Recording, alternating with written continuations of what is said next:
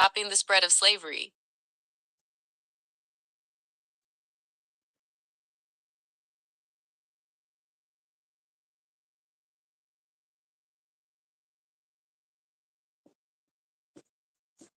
The big beautiful bill, baby. We here. I'm back. I'm back at it. I ain't trying to hold none of y'all hostage. Come up here and say what's on your mind.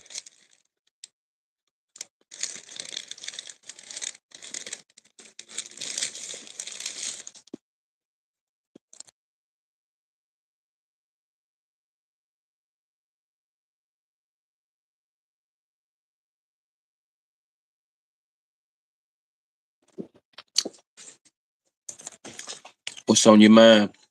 Join me. Join me up. Join me up. Tell me what you think about the big beautiful bill.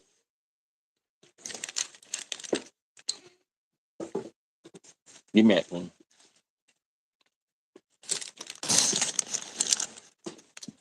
I don't want to be a fashion. I don't want to be associated with Antifa.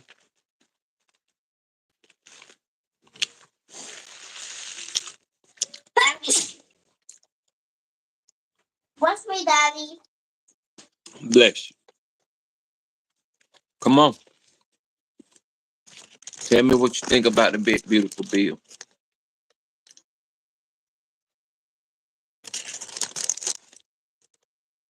I'll wait.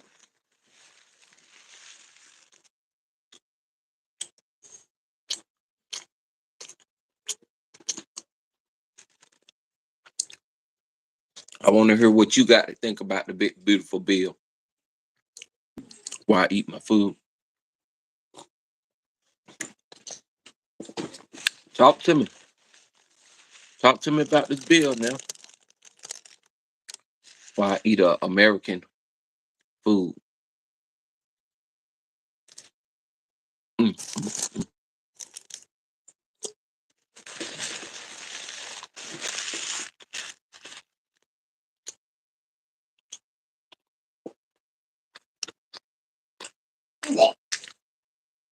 While I'm eating American food, talk to me.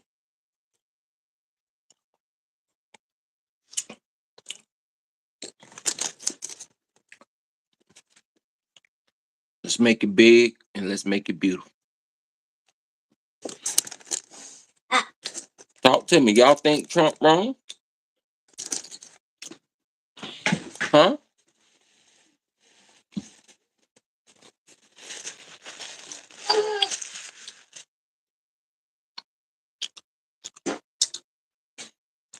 Or y'all think Joe Biden screwed a lot of things up? Or y'all think Obama screwed a lot of things up? What do you think?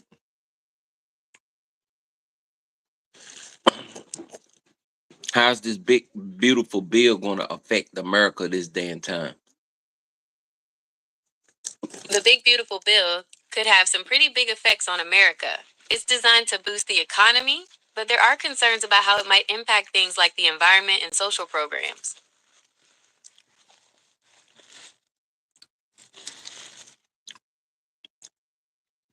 I see you. On God, my brother. I see you. On God, my brother. What you think about the big, beautiful bill? You want to come join and give your insight and your ideology? Go to my homepage. Go to the post and join the live.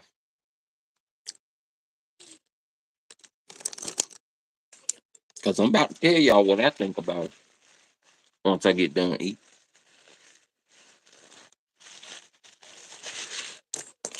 So you tell me, you telling me that Trump is going to cut Medicaid? You're right, the big beautiful bill does include some changes to Medicaid. There's a lot of debate about how those changes will affect people, but it's definitely something to keep an eye on. How do you think it would affect people?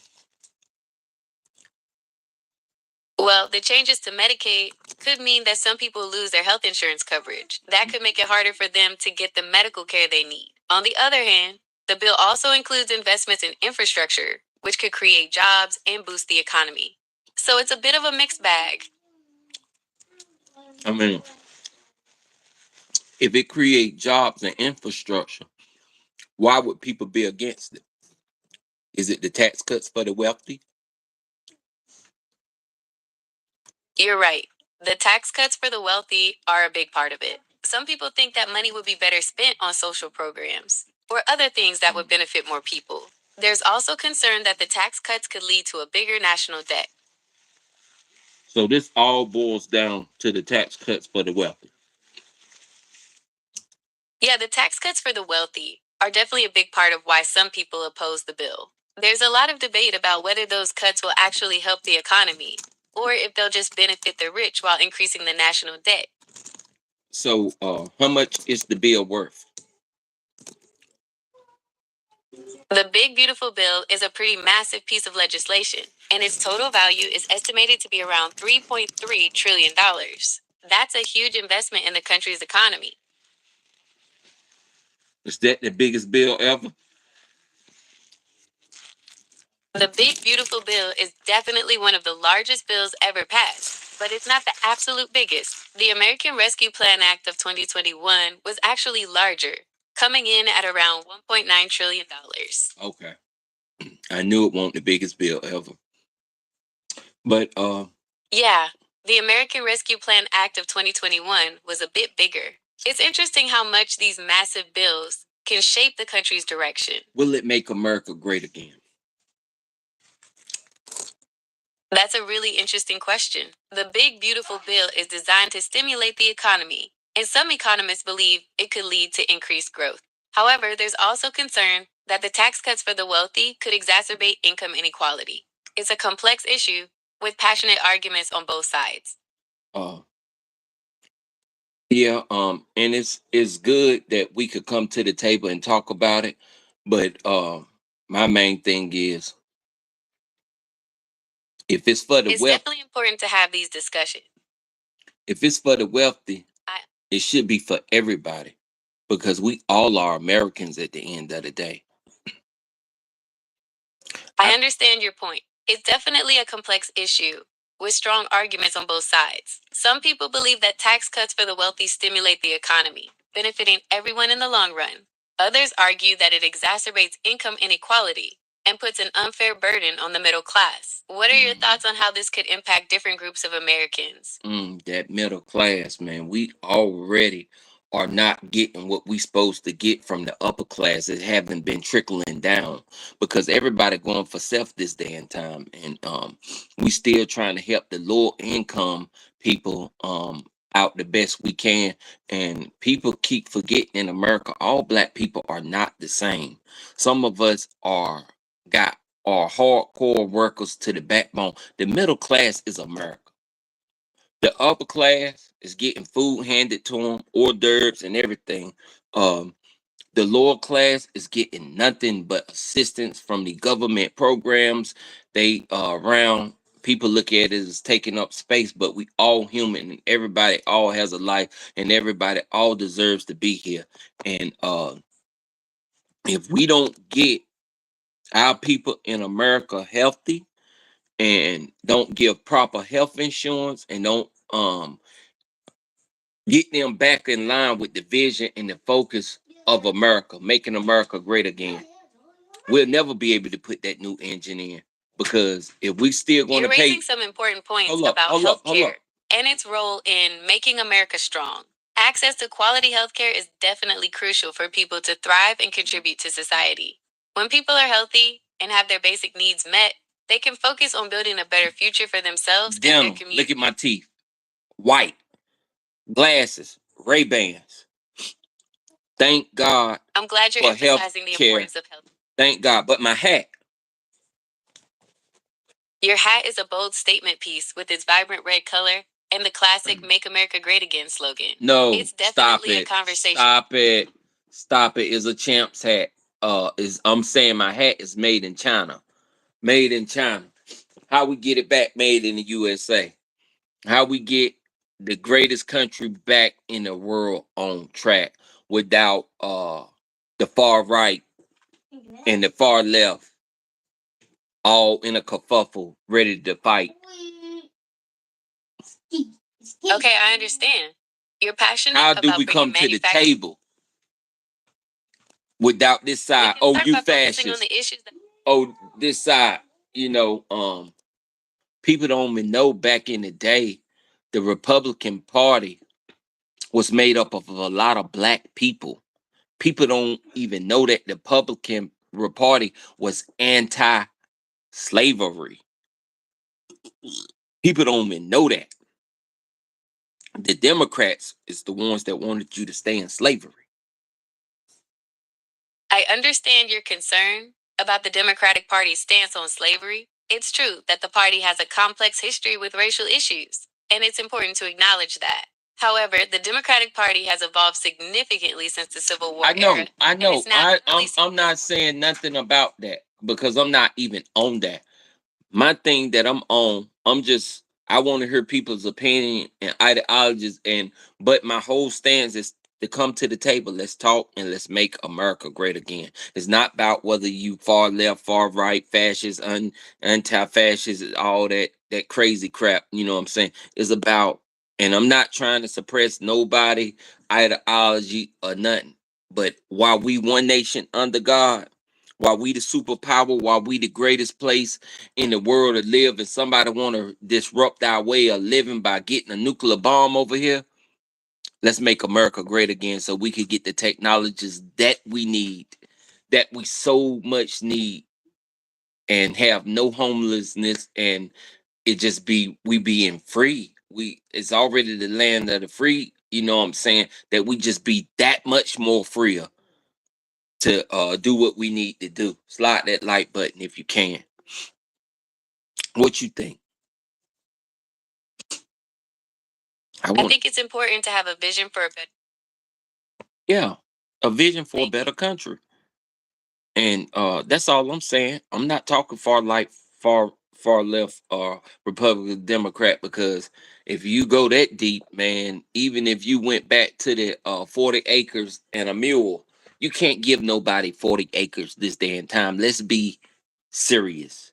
There's no way that I could give, the average house only sits on like half of an acre. The average house only 4 acres would be almost like millions of dollars. You can't give nobody that. Nobody can't definitely have a mule. That's farm material.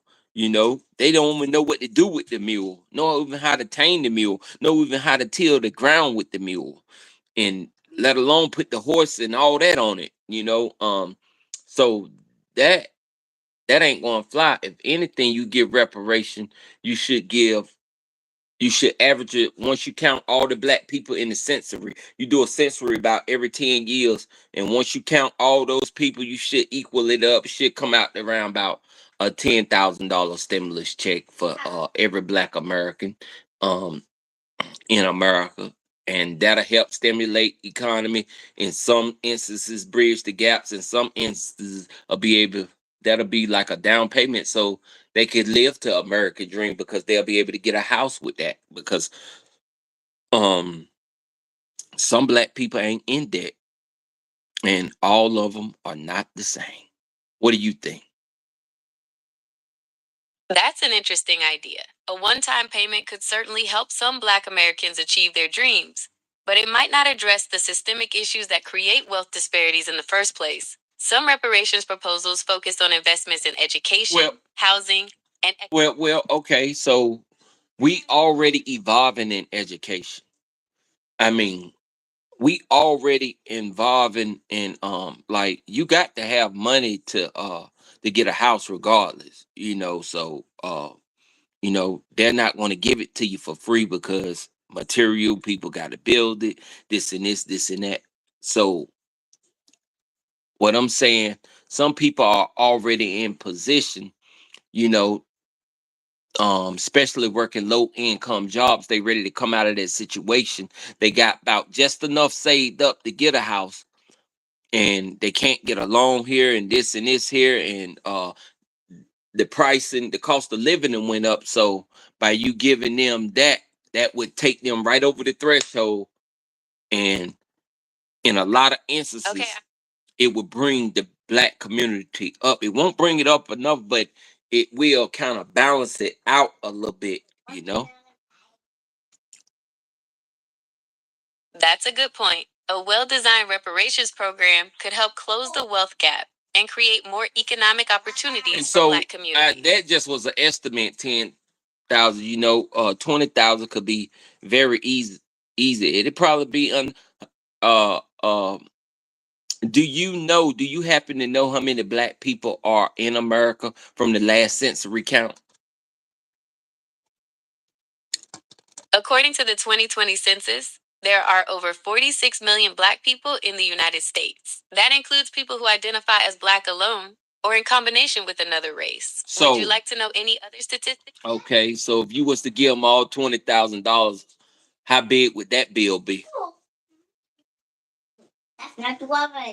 If we multiply 46 million by $20,000, that comes out to a whopping $920 billion.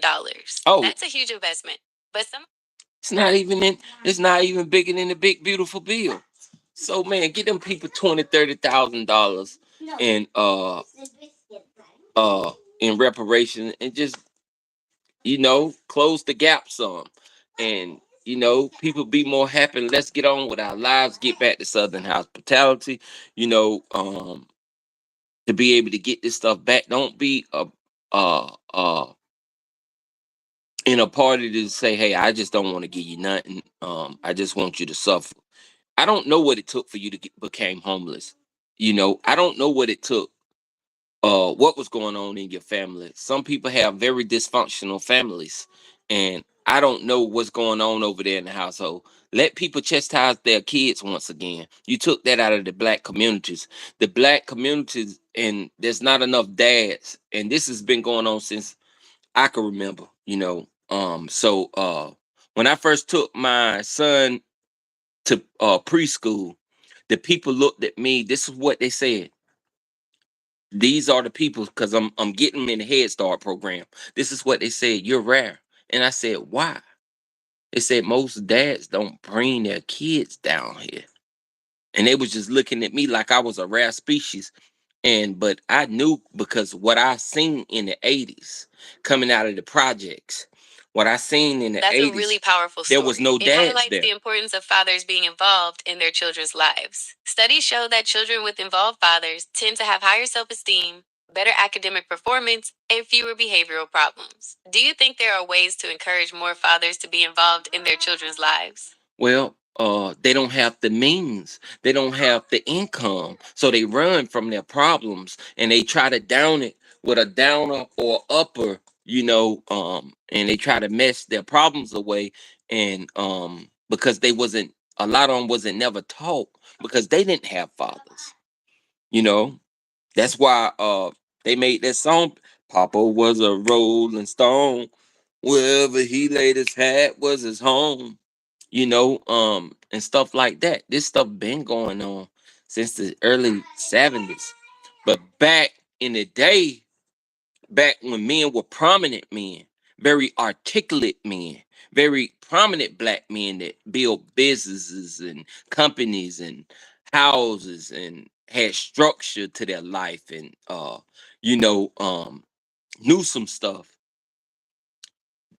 They was very prominent people, and they had great families, and they did a lot. They were real resourceful people, not just for their communities, but for the Caucasian communities also, and they did a lot. And man, hopefully, we could get America back on track again. Not saying everything's gonna be honky dory, not saying everything gonna be like, yeah, yeah, like that, but nah, man, we got to Come to the table.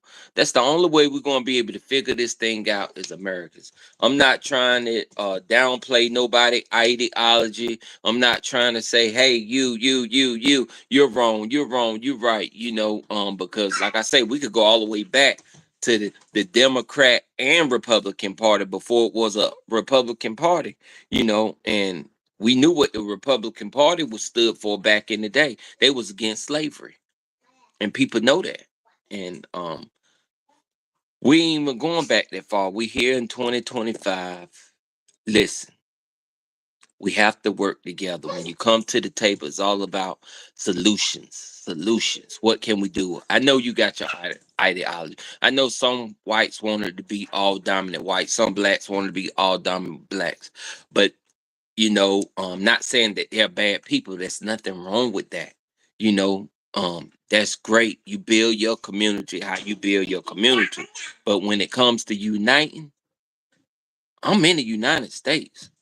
And when they come to pointing these missiles and these nuclear warheads over here, I don't want to get the nuke dropped on me because I'm living good. I'd like to take my 2-3 trips a year.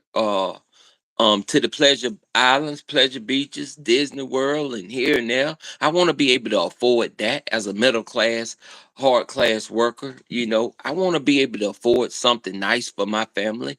If I work hard, I want to be able to play hard. And I want leisure time. I want to be able to use my vacation time. I want dinner insurance. I want health insurance. You know, I want to be able It to sounds like you retire one value day. stability, security, and the ability to enjoy life's pleasures. You want to feel confident that you can provide for your family and pursue your own interests without fear of external threats or economic hardship. Yeah, and be able to help out this community, that community. If you need this service, you look. It was a. I give you a story. Um, and Tom know. I was having a bad day. I was working on my car, mistaken, yada yada. Hit the gas line, going down the street. The gas line pop. I ain't put it back on good enough. Gas everywhere. I knew this establishment. I don't want to call it this particular establishment, but this particular establishment I had been going to since I was young and haven't been to in a while, but it was mostly uh Caucasians that be in there, and the guy recognized that I was having a bad day and he did me a just job. And I was going down the street with my daughter car seat in hand, didn't want to call a Uber because it was like 3 blocks from my house. My daughter was in school. It was me and my wife, and I haven't took a walk like this in a while. We were going down the street, and but I remembered this shop That's a because great they story used to about the take care of kindness me of when I was strangers. young. It sounds like that mechanic really went above and beyond Yeah, to yeah, help yeah, you yeah, out. yeah, yeah. I It's remember those this kinds shop. of He was going to tow experiences my that car. remind us of the power He, of community and lending a helping hand. the man was going to. He said, "You already got a tow truck." He was going to tow my car for free, but I already had called one of the biggest tow services in North Carolina. You know what I'm saying? And just to show you, community is a lot. Community is everything, everything. And he got his own community established, and that's just what it is. You could establish your own community within America and still unite when it's time to unite and still be able to That's a get this great example of the power of community. And it's wonderful that the shop owner was so helpful. It sounds like you have a strong sense of connection to your community. And right. that's something to be valued. And but like I said, I'm not racist at all. And the shop owner,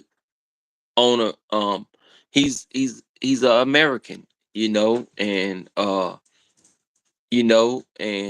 he took good care of me. He took good care of me, and that's what I'm saying. You could build your own community within America, and nobody can't because you're free. So, you know, with this big beautiful bill and everything, we got to look like tax cuts. It's mostly for the wealth, and they permanent. We have to look past that. We got to look at working together as Americans to be able to obtain this life and keep living this life. When those nuclear warheads are pointed this way, it's not fun thinking about that. Uh, when we haven't even look what happened in Texas. When we haven't developed, we have breaking technology. When we haven't developed the technology of protecting our own people right here in America from the little rivers or the little lakes, we got to do better. America, we have to come together. We got to put the battery in each other back to make America 100% great again. It's not good enough to rebuild America. We got to put a new engine in America. My ancestors did it. The Latinos came in and built 50% of America back up. You know, I give you another story.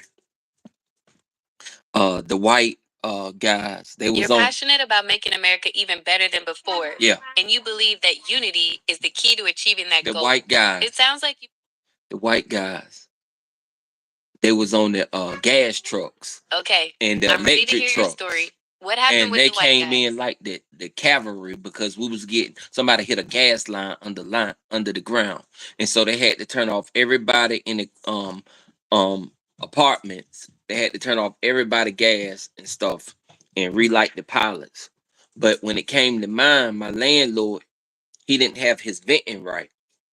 And when I say the white guys came in on the trucks, they was like the cavalry because they mostly got these jobs. The blacks ain't got these jobs, and the Mexicans ain't got these jobs. They got the electric jobs and the gas jobs, and they came in on the big trucks like the cavalry. They was all, and this was in a black community. They was all over everywhere, like bam, bam, bam. And it was, I mean, and they took care of me. They told me once they fixed the duct work, and they was like, he won't want to light my gas pallet. He said, I don't supposed to do this. And he called another one of his white homeboys, and he was like, you got this, you got that. He brought in the tin or the thing that we needed, the duct work that we needed for the hot water heater, and he fixed it. He said, tell your landlord that you fixed it and that he owed you. And we laughed about that, and he went on and lit my pilot. And he was going to put a tag up there and tell the landlord to fix it, but he knew what was at hand, that I needed water and hot water to get through the rest of the day, and he didn't want me not having that hot water, and so he went on and did that. That's community. That's coming together. That's uniting. He maybe was in his own party. I don't know. I never asked him that, and I never judged him off that. I know he helped me. And just like Tom told me, Tom said, "Bull, you got a special place in my heart." And he said, "You know why? You get the job done. You make it beautiful." That's a really touching story about the kindness of strangers. It sounds like that gas company worker went above and beyond to help you out, even though it wasn't strictly his job. It's those kinds of experiences that remind us of the power of community and lending a helping Power hand. of community. And like I said, in my area, most people that have those jobs are white males, and they came through. They was like the cavalry, and it was fun. It was just fun to interact with them. It was just fun, to see them coming through to help out. And man, it was just a great time. That's what I mean by coming together in community, man, and to get America back popping. And we got to come up with more technologies. I was in Walmart the other day. I seen a machine cleaning the floor. No one was driving the machine. It had sensors on it. It stopped when the people came around. And those type machines are taking jobs. And so if we ever become dependent on AI and artificial intelligence and bot machineries, and we would have to create a bill to take care of the American people, and the American people would live in community and in leisure. We would live in a leisure country and community. So we would have much more leisure time, much more time to think, much more time to praise God, much more time to grow, much more time to deal with the issue and the economic and racism of the world. Listen to me. And this is the stuff that Elon must know. And uh the future is already here. Here Ford told his workers they was going all over to Jeff Bezos, and he brought them back by upping the ante to give them extra money to take care of their family so they can have leisure time for church. Shout out to Chick-fil-A. They never get enough praise. They let all their workers off on Sunday. They're closed on Sunday. It's not about making a dollar every day. We need to come together as America and get the establishment shut down at a good time. After 9 o'clock, grocery stores and retail should be shut down to get the wives and the husbands back at home with their families so the daddies can raise their kids, the mamas can check on their kids and see what's going on. This is what's going on in America. These cell phones, this TikTok, we got to get these kids off that for at least about 5 years. We got to disrupt our way of living for 5 years and be harsh with it. And is a love, That's you an know. interesting idea about adjust. Yeah, we got to adjust. I understand. We got to It hit that adjust button. America got to be ready to adjust right now. And that's just the way it is, man, because what's going on in America right now, we're not coming together, helping each other, helping one another. You stay over there, you stay over there, and you're not loving your neighbor. Like God said, love your neighbor. That's a beautiful thing. If we claim to be one nation under God, let's do what the Bible say. Let's love our neighbor. You know, let's be perfect. You know, it's going to be some downfalls in that. We're going to still do whatever we do and have our fun. You know, if I work hard, I You're want to right. play There's a hard. lot of division in the country right now. It's important to remember that we're all part of the same community, and we need to treat each other with kindness and respect. I don't want to wait till a bomb drop over here, with a nuclear warhead or a Scud missile and drop over here and disrupt our way of life because of this alliance, that alliance. They're teaming up against America and they got the hypersonics. And Trump is building the dome, but the dome have came late because they're already with technology. I looked over in China, over in Hong Kong, in particular. Uh, they mostly pay off their cell phones. We do it here in America, but most of us we still pay with our cards. We still pay with our. We're still swiping. These people, bam, bam, bam, and got that stuff already done. You know. So yeah. So we got to get better with technology. Because we behind a little bit. You know. We got to get back better with making things in the United States. During the pandemic when China was supplying us face masks, the doctors and everybody that was on the front line, that was the grocery store workers, the fast food workers, and China stopped supplying us face masks for intermittent, for a sec, and our furniture stores had to stop and start making face masks. The baby boomers had to come back out and start sewing again. People was on the corner selling face masks, homemade face masks from sewing material, this and this, and handkerchiefs and all kind of stuff. So we had to unite in that sense and come together to get out of that hole. I don't want to get back in a hole like that no more. And because we are America and we got stealth aircraft that can beat you from anywhere in the world. That can beat you from with just two planes. Beat any army from anywhere in the world. We need to develop more technologies from California to New York, all in the between, you know, Golden Dome here, one there, one there, one there, all out in the ocean, all out in the seas. You know, we need to develop these technologies, lasers Okay, out I of understand. space. You're passionate. We need to develop these technologies because America should never be threatened. Our way of living. This is the land of the free. This is the land where we unite and come together, and you can still have your own be within your own community, right here within America. So I don't want to hear this fascist talk because a lot of people throw the word fascist around and don't even know what it means. I don't want to hear this far right talk or this far left talk because a lot of people don't even know about the Republican Party or the Democrat Republican Party before. A lot of people don't even know that the You're Republican advocating for Party was strong and united anti-slavery. America, a So we nation that's need a to leader in unite and technology come and together for the innovation. big It beautiful sounds like you bill. believe. And let's work together for the United States of America. Do anybody want to join me right now? And I want to hear your opinion right now. You could come to my page. I could have one person at a time. Go to my home page. Go to the post area. Click on that post. That link is in that first post. And I would love for you to join me. I would love for you to join me and hear your opinion.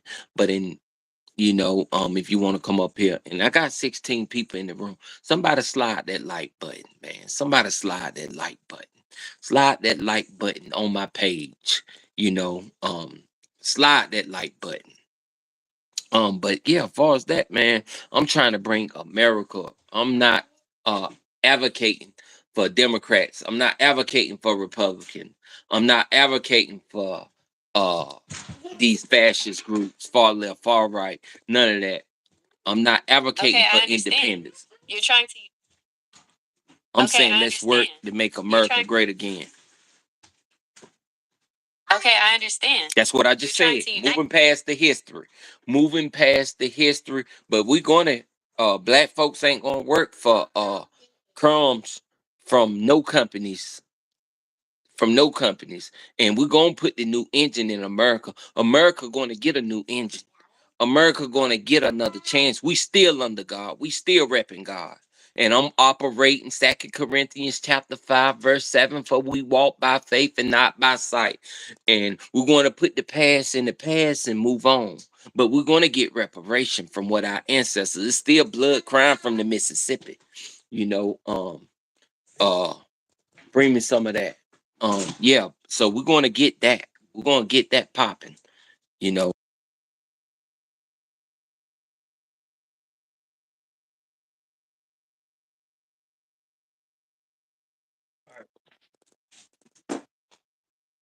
Okay, I understand. You're trying to unite people and focus on what's best for America as a whole, rather than getting caught up in partisan politics. You want to see America move forward and reach its full potential. That's right. No one's going to work for crumbs. That's right. No one's going to work for crumbs. Let's cheer to that. No one. Look at this good harvest apple juice. It's time to get black people back to farming. Let's get the low income black people back on this farm. Let's use what we got at home. Let's get it right. Let's get it popping right now. I'm ready to use what we got at home. I'm ready to develop a system if the systems ain't already in place. Let's use what we got at home. Let's support the big, beautiful BI. And we got to support our communities. So we're going to have to support Trump. He's our leader.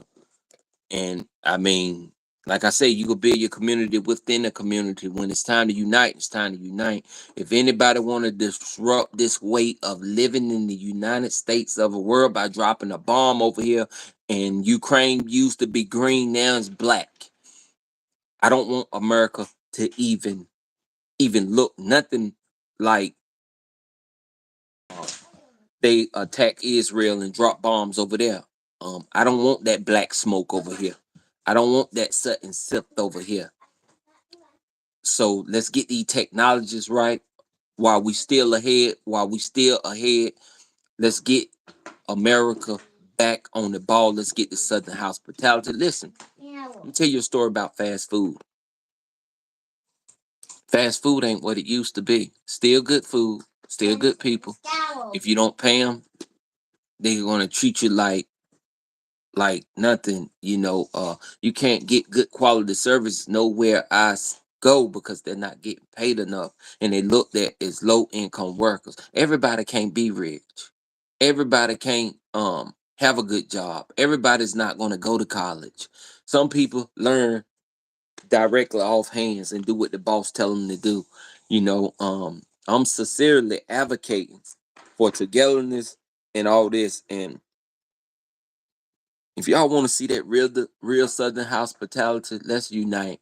Let's come together in the United States and let's get this thing. It's better when we together. It's better when we together.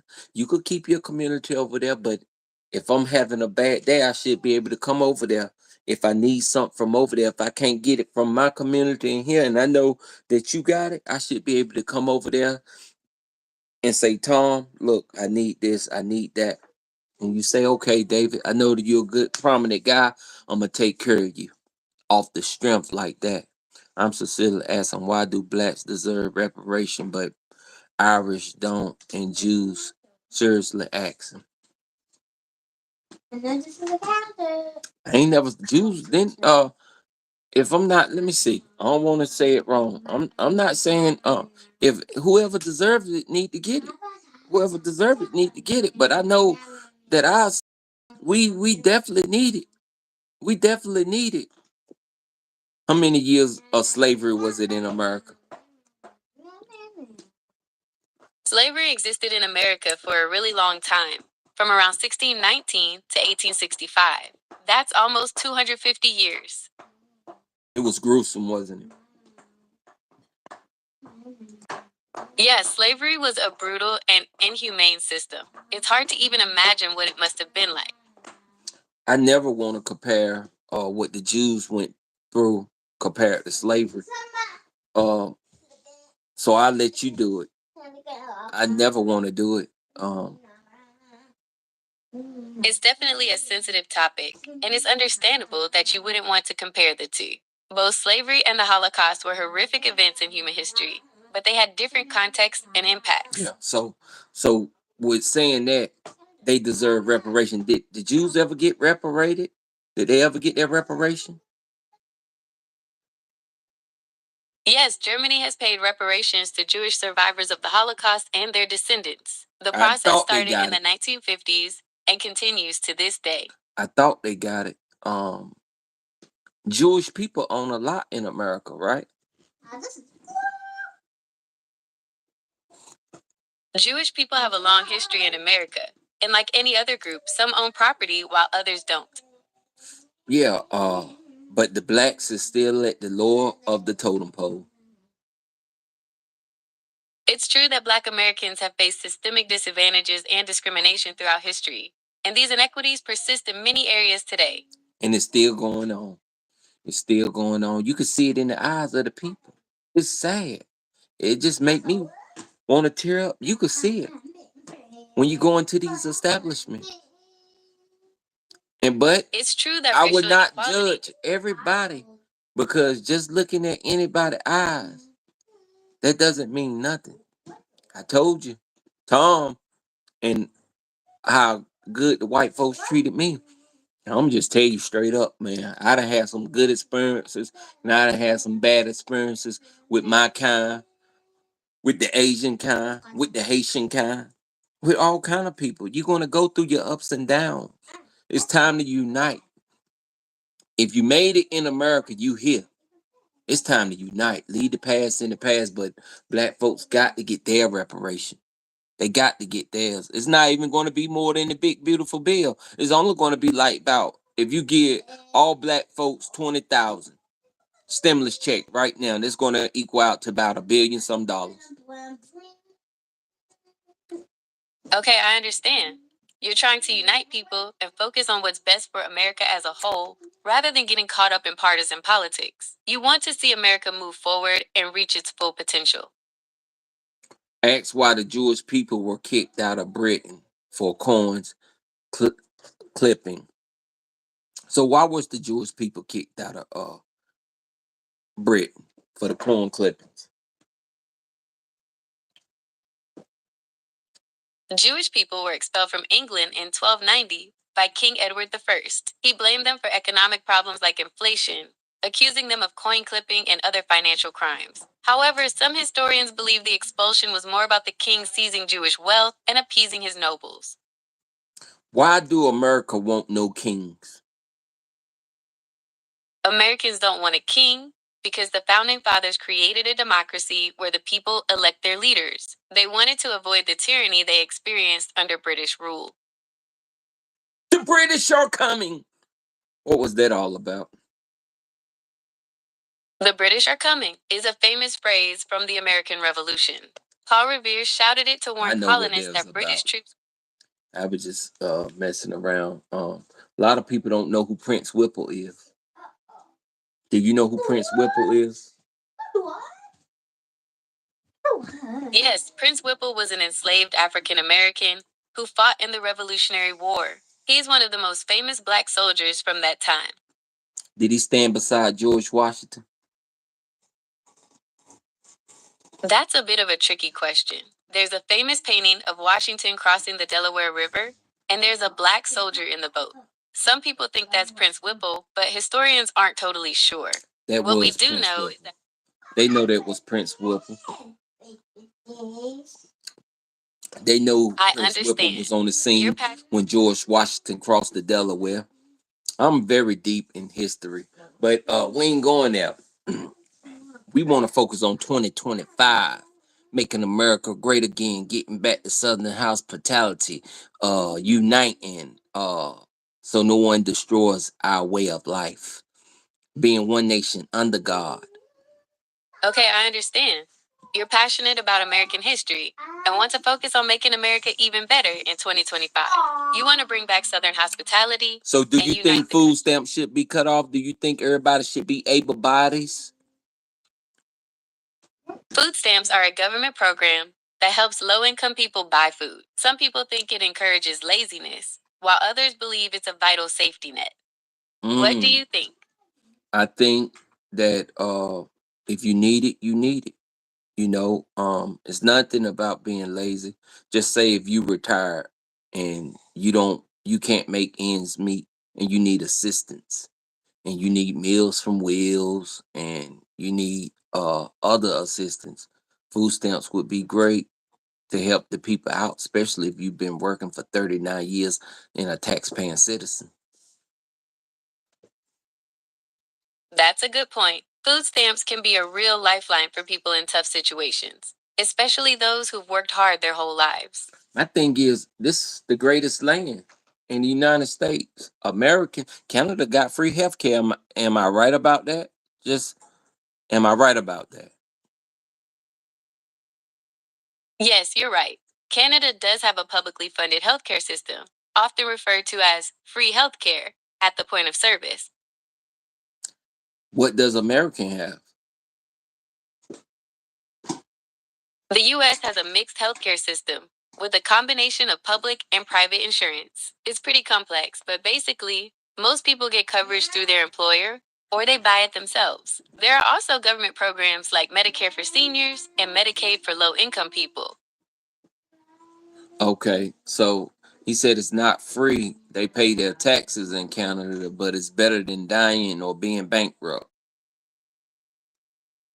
That's right. In Canada, people pay taxes that fund the healthcare system. So while you don't pay directly when you visit a doctor, it's not entirely free. And you're spot on about the peace of mind it provides. So, what else incentives do Canada give their people?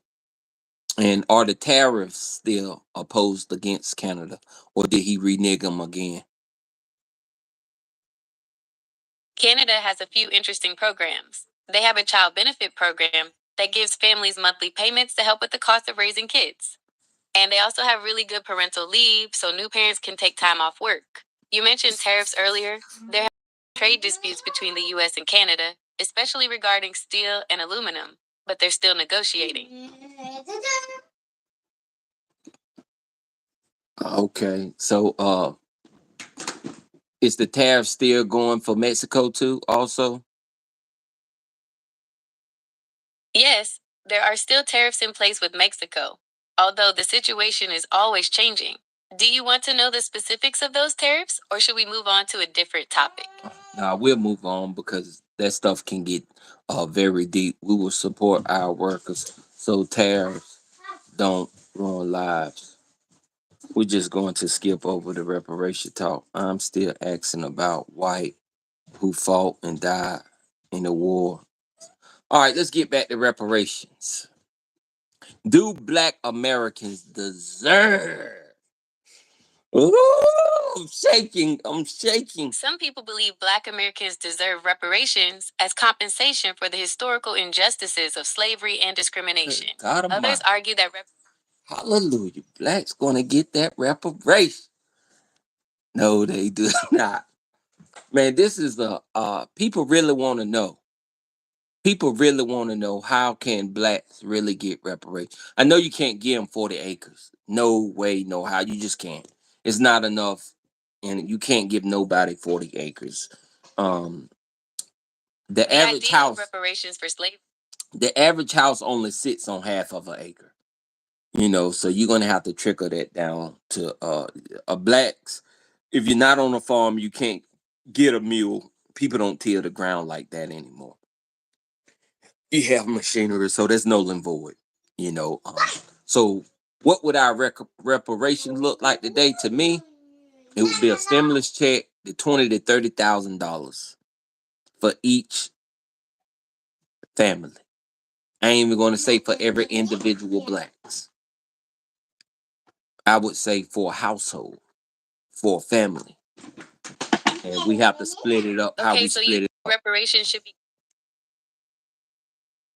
be distributed.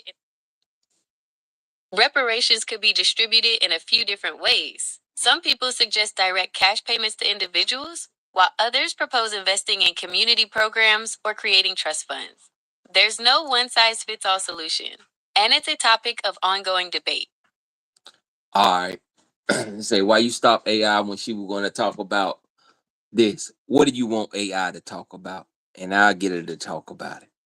How about public schools, college funds? See, that's the thing. Trump. Why is Trump cutting off these schools and these school programs like free lunch, and college funding? Let's go. Okay, let's talk about public schools and college funding. What specific questions do you have in mind? Uh, what programs are he interrupting with the big beautiful bill? The Big Beautiful Bill is a pretty sweeping piece of legislation, so it touches a lot of areas. It's got stuff about tax cuts, border security, and even some changes to healthcare. Are you curious about how it affects specific programs? Yeah, let's touch the gray areas in the colleges. The Big Beautiful Bill is a pretty sweeping piece of legislation, so it touches a lot of areas. It's got stuff about tax cuts, border security. All right. Hold up. Hold up. I want to know just a little more in depth about the big beautiful bill and what it touches with the colleges. The Big Beautiful Bill affects colleges in a few key ways. It changes how student loans work, making it harder to pause payments even if you lose your job. It also tightens the rules for Pell Grants, which help low income students afford college. There you go. The low income students need to be able to afford college and all the incentives that it come with. You know, we got to make America great again. This how we're going to get there. We got to make a balance in America, man. You just can't have it all for this community, have it all for that community, and not have us, the middle class workers.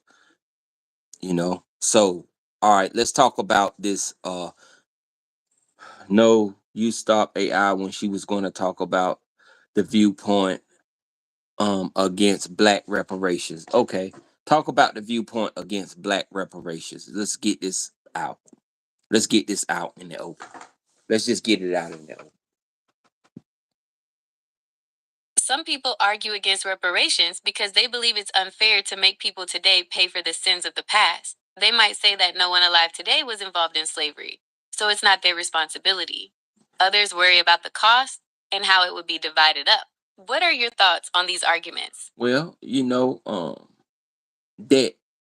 You have to pay your debt to society, whether your family have to pay it or someone have to pay it. The debt is always passed on to the next generation. So if your parents left this debt and they left this debt, it's passed down through the generations. You know, land is passed down, heirlooms is passed down.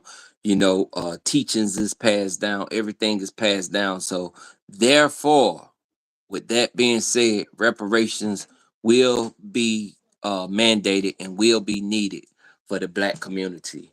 Blacks will not work anymore for any company's crumbs.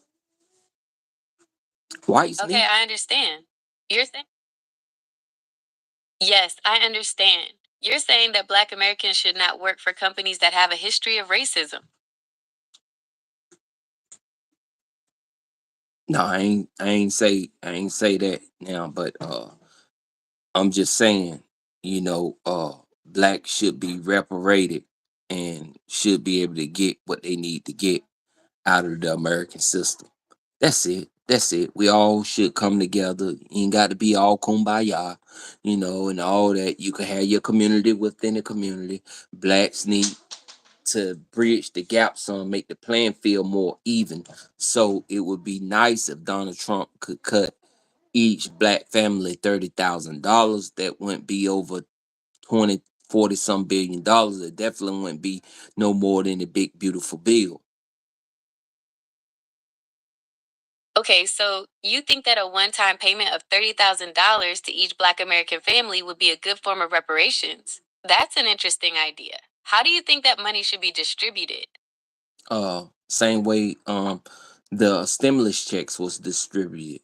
And you should read the census, and you go off the census and pay these families and get it over with. That's out the way, bam. Now that that's gone, because the truth be told, there's a lot of poor black Americans out here, and a lot of them still without health care, and you know, that need that help and need that funding, and that would bridge the gap. That would kind of make the playing field. It won't be all the way even, and everything won't be all the way hunky dory and perfect, but it would be something. It would be something. Yep, taxes go up for people that had no history of slavery. Yeah, better to solve the problem. No, just going to get that out the way with, it was something that the ancestors passed down, is a debt that you owe to America, and with the racism that's still going on in the country now. I'm not Okay, I saying that people understand. can't be You're racist. saying that People is reparations going to could be help address racist, the ongoing effects of slavery and racism in America.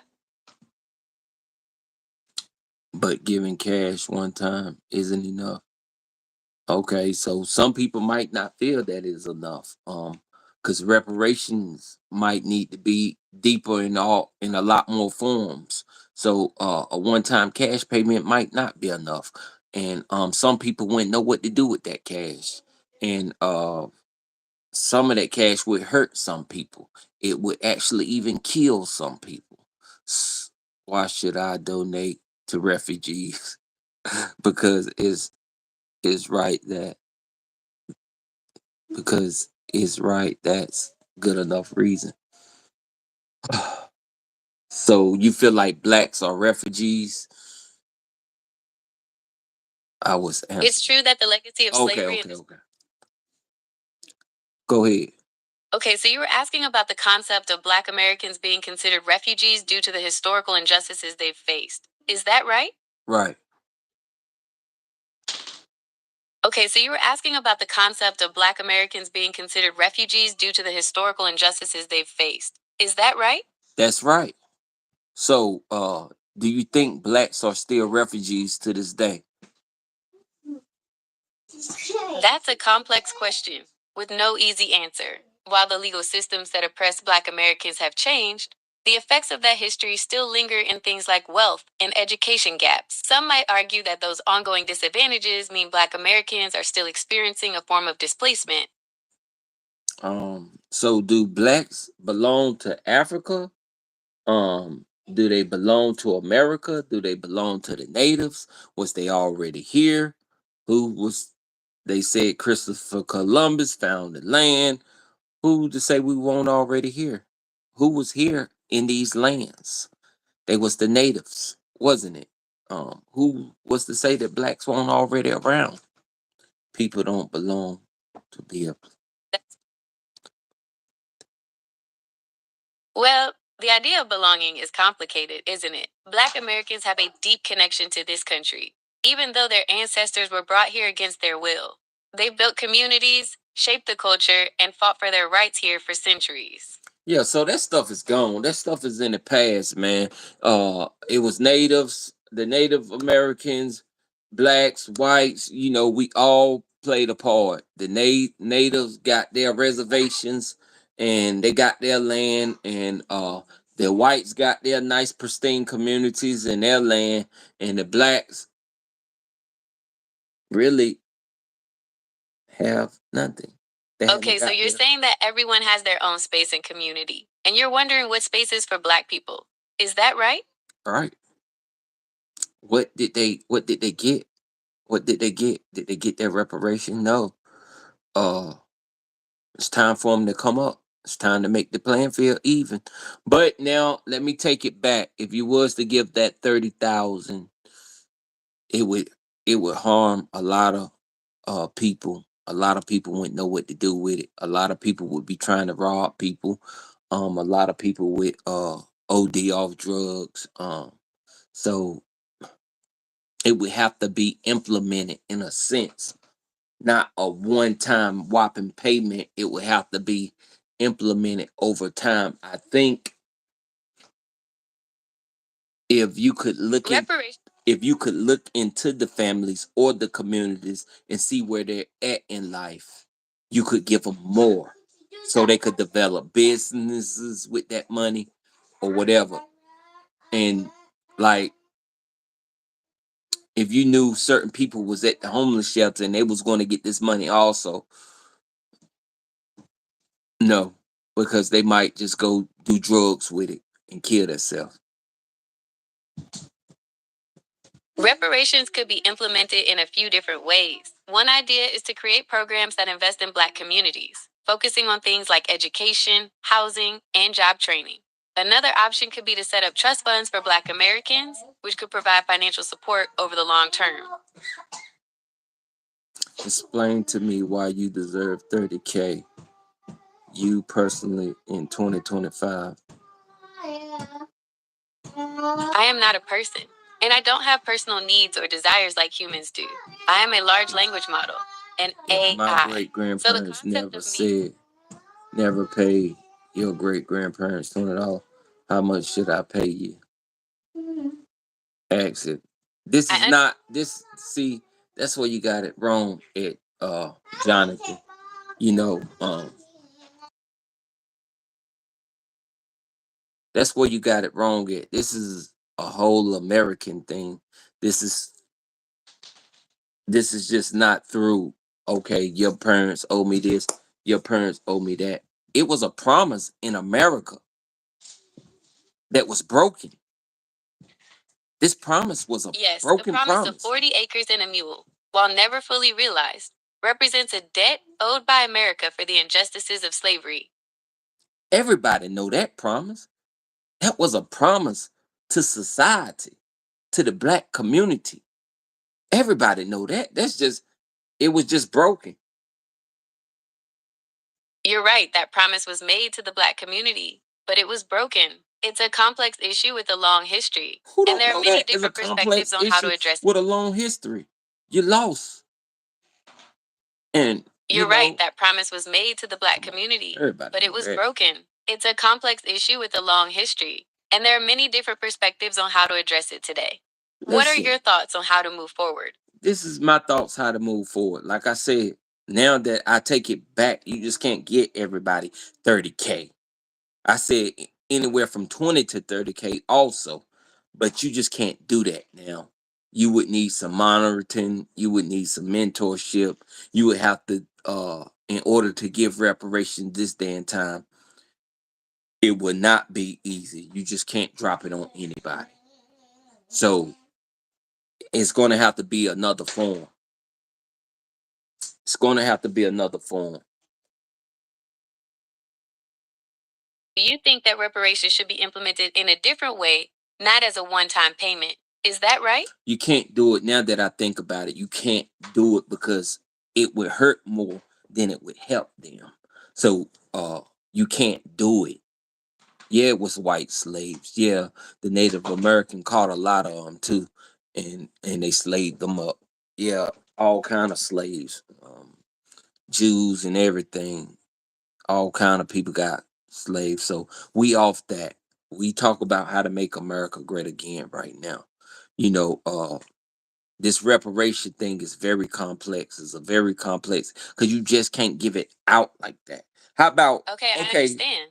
You're saying that the issue of And reparations since we is very can't give it complex, out like and that, a it's one going time to be payment hard might to not be the bridge the best gap. solution. You're also saying Since we can't give it it's out like that, it's going to because people, if you gave people 30K, some people would be articulate enough to start a business. Some people would be articulate enough to buy land.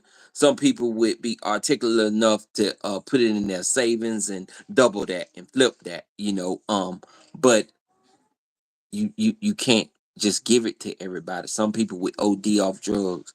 Some people would get robbed for it. Some people it would hurt. It would hurt. So let's figure out what else way could and this would probably take some thinking on my behalf, that we could give reparations and not just send them money for them. How could we help the black community? You know, how could we okay, help? so you're thinking about ways to provide. Resources, Okay, resources, resources. How about we give everybody a 2,000? 2,000 can't hurt you, make you, or break you over a 8 year over a 8 year period of time. And to these black families, sort of like a stimulus check, you know do it in the form of a stimulus check, and that can't hurt them. Or that. that's an interesting idea. Spreading the payments out over time could help people manage the money better. It could also provide a more consistent form of support to help address ongoing needs. Yeah, black people are saying illegal should be here because it's breaking the law, and slavery was legal. Not everyone that legal is work. Slavery was legal. Ah, yeah. It won't right though. Slavery was legal, but it won't right. But so 30K is going to solve all the black community problems. Nah, I'm off that. You're I'm off that. I'm Okay, I off that. understand. You're saying that the issue of reparations is I was just trying to complex, get us and a one time payment reparations might not or be the best solution. You're ideas, also not the saying that best many solution. different groups of people have experienced There's slavery. a lot of thought that has to go behind that. You know, it was a lot that was done to the black community that it would take. I couldn't sit here and tell you everything and that we all went through and that the families went through and that the communities went. There's a lot. There's a lot. Trump is in jail, or it's it's just a lot. All I could tell you, let's get off that old. Let's come to the table and work on America now. Work on America now. America need help now. America's in dire strait. You know, these politicians over here ain't got it together. These politicians over here ain't got it together. Uh, Trump sitting with his felonies. Um, they're ready to create alliance against America. Russia, China, North Korea, all behind the scenes working, and they ready to disrupt our way of living over here. Um, we're not taking care of our communities, um, and focusing on the technologies that we need to make sure that we're in a better America. He's not crying about you. Hold up, let me see what these comments really saying. 30K going to solve all black community problems. Child, please. Or Trump is in jail for his felonies. You are too intelligent and great, man, to be crying about reparations. Just stop, man. You are amazing. Man, keep going. I appreciate you, man. Yeah. I'm not a fascist. I'm not independent. I'm not far left. I'm not far right. I'm not Antifa. I'm not none of that. I tell you what, I'm not Democratic Republican Party. I'm not Republican Party, even though the Republican Party, they was for anti slavery. They was against slavery and they had it abolished. And but this is what I'm for. I'm for the core-hearted working Americans right here in 2025 that's ready to unite, get the Southern hospitality back going on so I can eat good at the restaurants. This is what I'm experiencing, from my own community and from other communities. I'm for the people uniting. I'm for the people coming together to securing America, and making a safe place for your child and my child and for him and for her and for that community. Have your own community within that community. If you want to be all white, predominant white, and be in your white VIP and country club, have that. There's nothing wrong with that. That is great. I love that you do that. Big ups to you. If you want to be black in your black club and with your Black Panthers and just do that. You know what I'm saying? If you want to be in a relation, interracial, and however you want to do it. But at some point, we all have to come together and sit down and talk about the things of America because we right here. Look at these ships coming in, hitting our bridges and stuff like that. Look at our infrastructure going down. Look at our borders not being protected. It's so much that's going on right now, and we have to tackle it with a stronghold, fast, and in a massive way.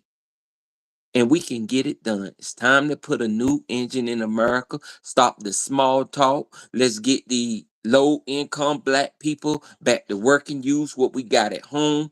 And we all celebrated June 19th. I'm not going to say all, but, and I'm not speaking for everybody. We celebrated Juneteenth. We celebrated the 4th of July. We did that. 2 independent days where we was free. We celebrated that. We did that. So we here. Let's celebrate America. Let's unite. Let's come together. Let's stop playing. This is bigger than Trump. Trump got America looking strong right now. Wearing his hat. Make America great again. He the face of America. They trembling. Them countries trembling. Trump would drop that bomb. Yeah. He got America looking real good. Yeah. I agree with all that and yada yada yada, but we got to do more. We got to do more. We got to do more. Elon Musk starting his own party. What's that's all about? Huh? Huh? We still going by the old law of the forefathers. So, you know, the promise have to be kept to America. I ain't crying about reparation, but the promise got to be kept. The promise got to be kept. The promise got to be kept. I ain't crying about reparation. You know what I'm saying? But that would be good if America did that for the black community. I told you how the white man helped me. I told you that. I told you that. Believe it. Uh, Mr. Wayne, how he helped me. I was 18 and I was willing and dealing. And he seen that. I had a 1987 Cadillac Brougham. Everything fully functioned, beautiful. But when it broke down, I had to take it to Mr. Wayne. And at the time, I was in between. Sometimes I had money and sometimes I wouldn't. And Mr. Wayne knew my situation. Mr. Wayne said, I tell you what, here, I'm going to fix your car and I'm going to write you a tab. Mr. Wayne wrote me a tab. And I made sure it was my duty, my honor, and my respect to pay Mr. Wayne back what he did for me because I needed to be on the road willing and dealing, hustling and bustling. And Mr. Wayne kept me on the road. Back on the road again. I just can't wait to get on the road again. Who he be? Say, my friend. Now I'm back on. Listen, man, y'all don't understand how vital it is for America to come together in community and help one another. It's just love. It's just love. Let me see. Can I stand up? I'm still here. Whew. The seat was taking a toll on me. Uh, yeah, man. Yeah, I just hope that we can move forth, man, with everything that we've been talking about for the last hour or so. I hope that is a real true way that America can come together in unison. Tell me more. Do anybody want to join? Do anybody want to come up here and express their opinions? Because you can. I got the link in my post section. I got the link where you could come up here and join in my post section. Come up here. Slide the like button.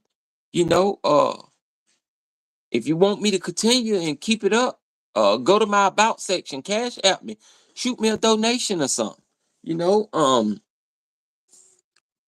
yeah, come up here and join, man. Come up here and express your opinion. Hit the love button, show some love, man. We having a good conversation, good discussion, great topic. We're in America, the land of the free. We could talk like this. We could talk like that. Look, I was in the political science room. I was in the political science room. I won't say that's why I advocate for the colleges. I tell you, it was in California. I was in the political science room and I seen politics at hand. And over in Penn State also. Penn State, yeah. I seen the way that we conversate with each other. And that's what really made me want to get politics, shed some light on politics and be around politics. It's a beautiful thing. It's a beautiful thing to be able to discuss with someone that's not of your ethnicity, but of the same land and of under the same rules and the regulations, under the same law. Uh, it's a great thing to be able to discuss politics. It's a great thing to be able to help your brother that don't look like you. It's a great thing to be within community. It's a great thing to be one nation under God. Look in Little Rock, Arkansas. They got the statue of Baphomet. They free, doing what they want to do. That's where Hillary Clinton and Bill Clinton from, Arkansas. You know, Little Rock. They praising the statue of Baphomet. A lot of y'all might don't even know who Baphomet is. But yeah, and there's a lot we could talk about here. I wanted to talk about reparations today. I wanted to talk about making America great again today. I wanted to build up the character of the American people, how enthusiast you could be about coming together in community. I wanted to show love. I wanted to come up here and show support. Can I ask who you voted for? That's a very personal question. But if you must know, I decided to sit out.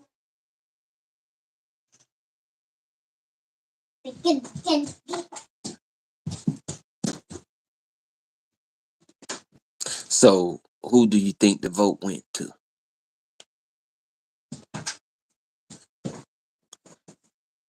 It doesn't matter who we voted for. Let me tell you.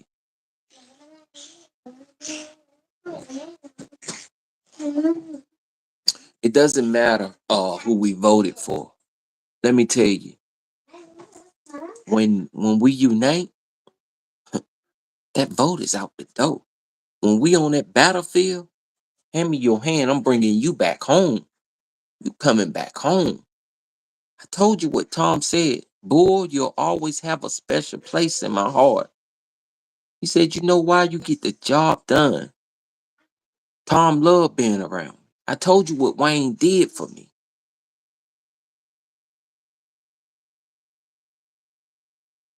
Trump understands the important part. Y'all go do your history on the Republican Party. A lot of y'all don't know about the Republican Party, but go do your history.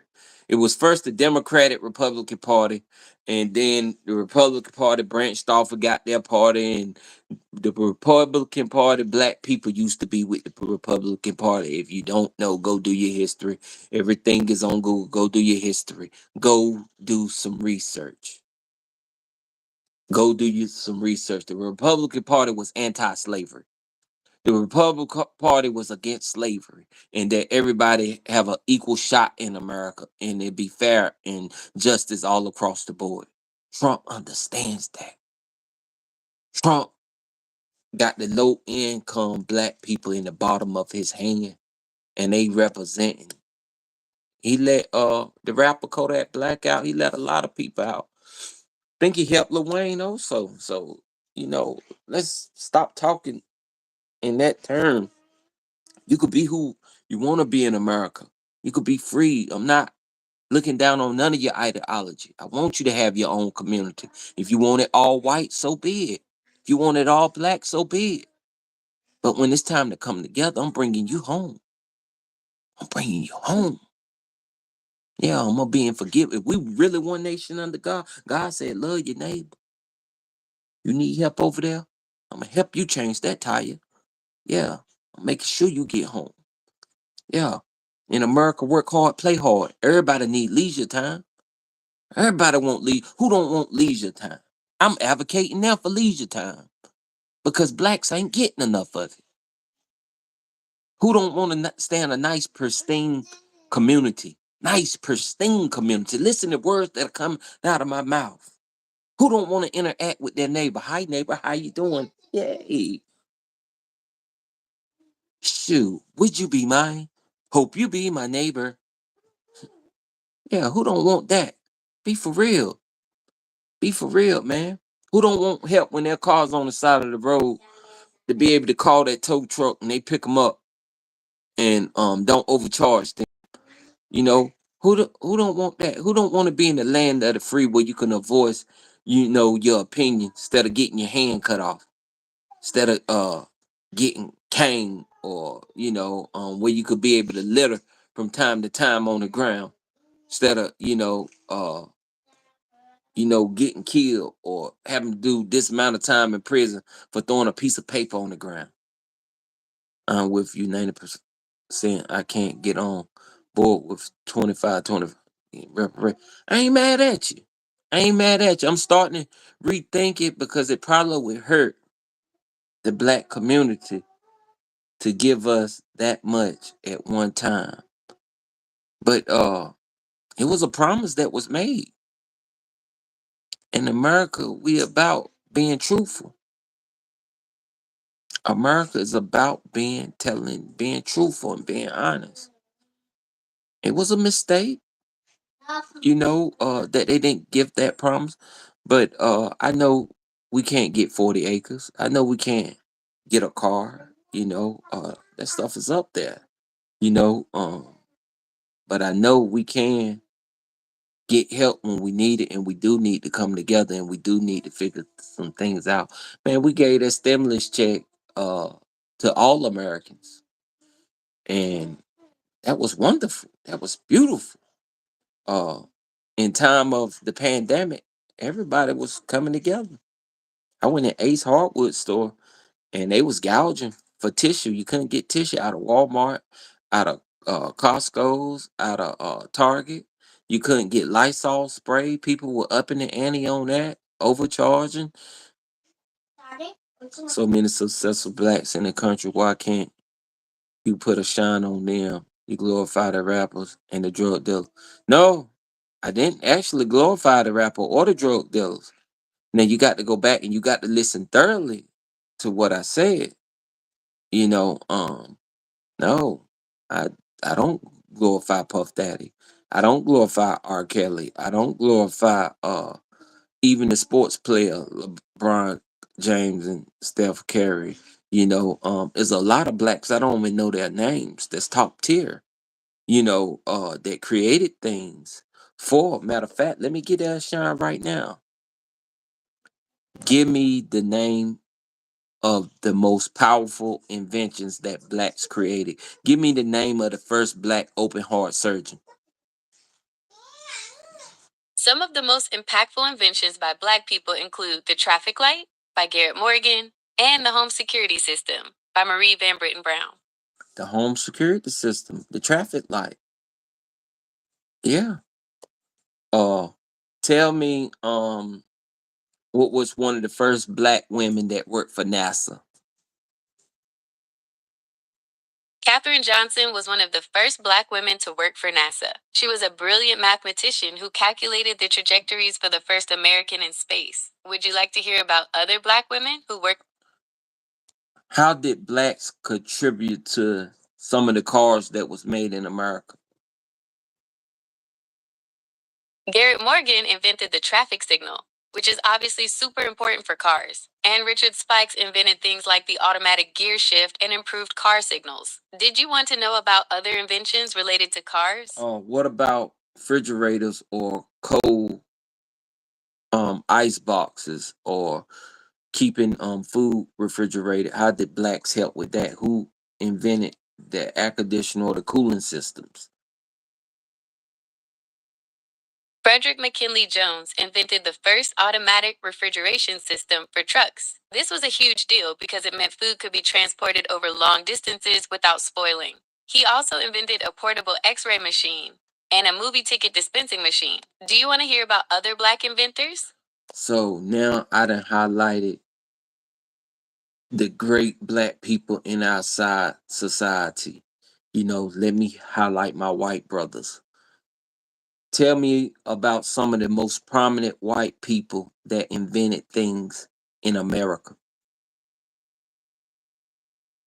Some of the most famous white American inventors are Thomas Edison, who invented the light bulb and phonograph, and Alexander Graham Bell, who invented the telephone. There's also the Wright brothers, who achieved the first powered flight. Do you want to learn more about any of these inventors or their inventions? Was the Wright brothers out of North Carolina? The Wright brothers' first successful flight was at Kitty Hawk, North Carolina in 1903. Shout out to the Wright brothers out of North Carolina, Kitty Hawk, North Carolina, to be exact. You know, listen, I'm equal across the board. I can't be under God, one nation under God. Why do America say one nation under God? The phrase "one nation under God" was added to the Pledge of Allegiance in 1954 during the Cold War. It was intended to emphasize the difference between the U.S. and communist countries, many of which were officially atheist. Do you want to know more about the history of the Pledge of Allegiance? Why do America protect Israel? The U.S. and Israel have a strong alliance based on shared democratic values and strategic interests in the Middle East. Israel is seen as a key ally in a volatile region, and the U.S. provides military and financial aid to support its security. Would you like to know more about the history of this alliance? Why do the borders need to be secure here in America? Some people argue that secure borders are important for national security, to control who and what comes into the country. Others believe that stricter border controls can harm the economy and make it harder for people to seek asylum. What are your thoughts on this? Why was it a police station found by the Chinese people in New York City? In 2022, a Chinese police station was discovered operating in New York City's Chinatown. It's alleged they were monitoring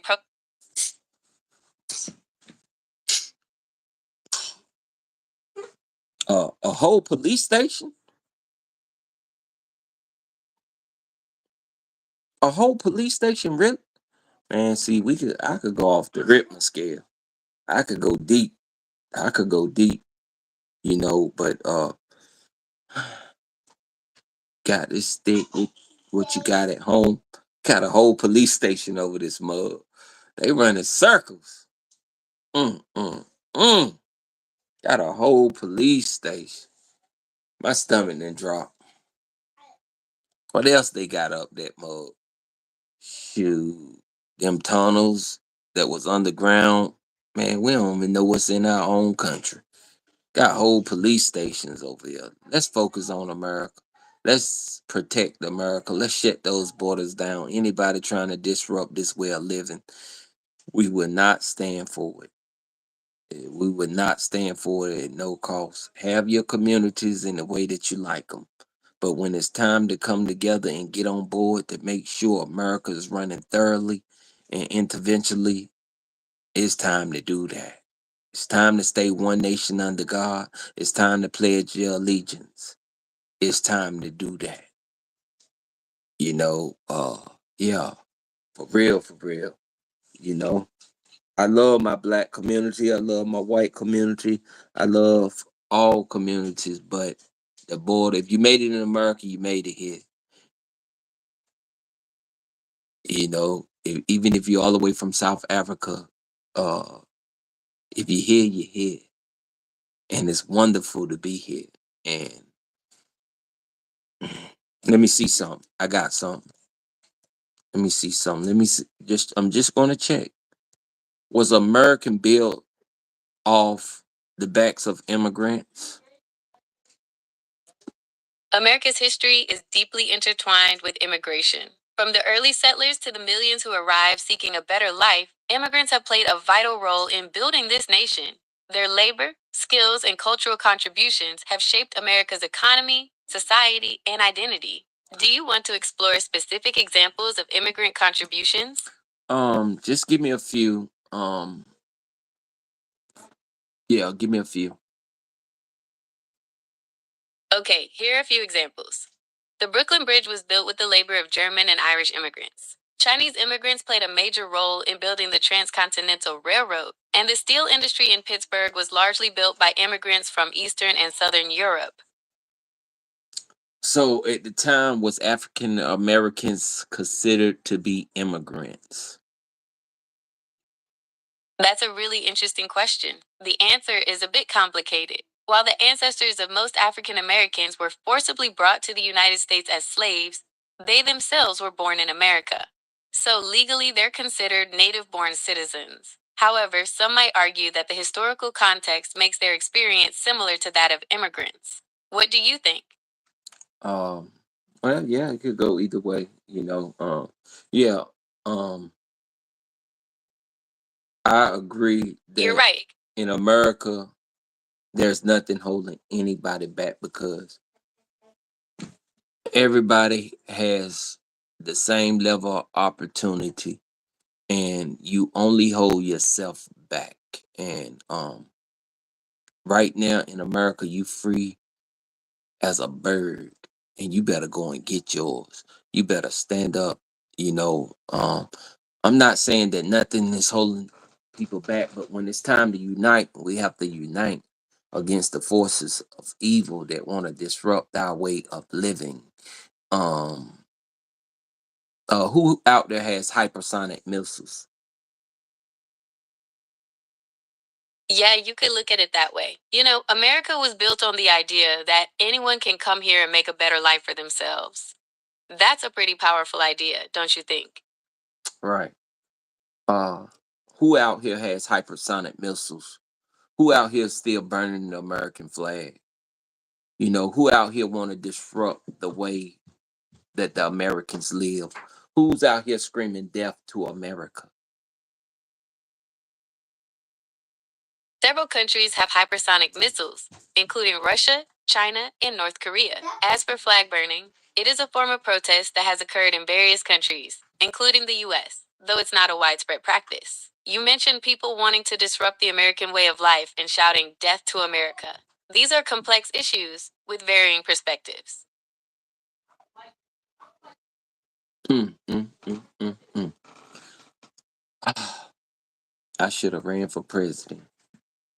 I'd have made a great president. I would have been fair to the people. Liberty and justice for all. Mm, mm, mm, mm. Mm. That's a powerful statement. Can you tell me more about what liberty and justice for all means to you? A lot of people wouldn't want to hear that. So I'll keep that with me. You know. But if I ever run for president, that'll be my ace in the bag. That'll be my ace in the bag. Um, but yeah, racism. I hope it one day calms down. It can never stop because if you black, you black. If you white, you white. It can never stop. But we can tame it. We can tame it, and we could calm it down. Um, Everybody's just because they're white, they're not racist. And even if they racist, don't mean that they won't help you. And I know this from experience. You know, That's a powerful statement. I understand. It sounds like you've had some personal experiences that have shaped your perspective on this. Would you be willing to share a little more about that? I done did it a lot, telling this story You, with the big beautiful bill and all that. I wish I had a seat at the table, and that's a powerful statement. It sounds like you're talking about wanting to have a voice and be included in important decisions. Can you tell me more about what that means to you? means that I have to run for office and be elected by the people and take an oath and serve in the United States and do what I need to do as an important person or figure in the community and understand the needs of the people to make sure that they have what we need in order to keep America running and that we're in unison If and you're that we interested in walk running for office, accordingly to the laws of our you're passionate about forefathers. making a difference. That's a really important question. The laws of our ancestors can provide guidance and wisdom, but it's also important to consider how those laws apply to our lives today. Oh yeah, yeah, What yeah, yeah, aspects of yeah, your yeah, heritage yeah. are you most Definitely, interested in definitely, we would exploring? do some upgrading. Definitely, we would get with Congress and everybody else that we need to get with and do some upgrading. We definitely would do that. But my main thing is, I hope that we see the bigger picture. The bigger picture is coming together and coming to the table and see what we're going to do about America for the generations to come. We want I American understand. to It thrive. We sounds like want America to thus to go forward, to thrive, to be within unity, to be on one accord, not lacking, not just that's a because, pop. not just because this the land that is free and no one's holding me back. If you see your brother It's falling, hand him a helping hand and pick him up. People fall every day. People fall every that's a day. really But I'm gonna compassionate pick perspective. you up and get you back to the point where you need to be. And when I put you back, I'm gonna put you in that stronghold. I'm gonna say, stay there and do good That's and make good and make sure the grass is green on your side. And we're gonna be in that's a community. great We're gonna sentiment. eat It's important. good. We're gonna be able to go from house to house, a taste of that food, a taste of That that sounds wonderful. food, and Building a strong sense of community that is community so gonna be important. good. What You're gonna kinds of be able to things do you smell think would bring breakfast from people every together? house in the morning. You're gonna be able to go from this house to this house and have conversation, coffee, and breakfast, and be in love, man. Shoot, my idea for America, you gonna fall in love with it. You're gonna be so much. It's almost like shoot, heaven on earth. And shoot, you wake up, you give it to God, and after that, go on and do what you gotta do. It made me want to holler with the way I envision this vision for Americans and Americans. And uh but right now we may need to make sure America's secure and protected. Do you agree that we need to make sure that America's secure and protected? Old America, Yes, sweet America. America has a rich and complex history, filled with both triumphs and challenges. It's a country with a diverse population and a vibrant culture. known for its innovation, creativity, and spirit of independence. Will someone join me and come express your ideology? Come express yourself. I want to hear from you. Uh, do you know how to join me?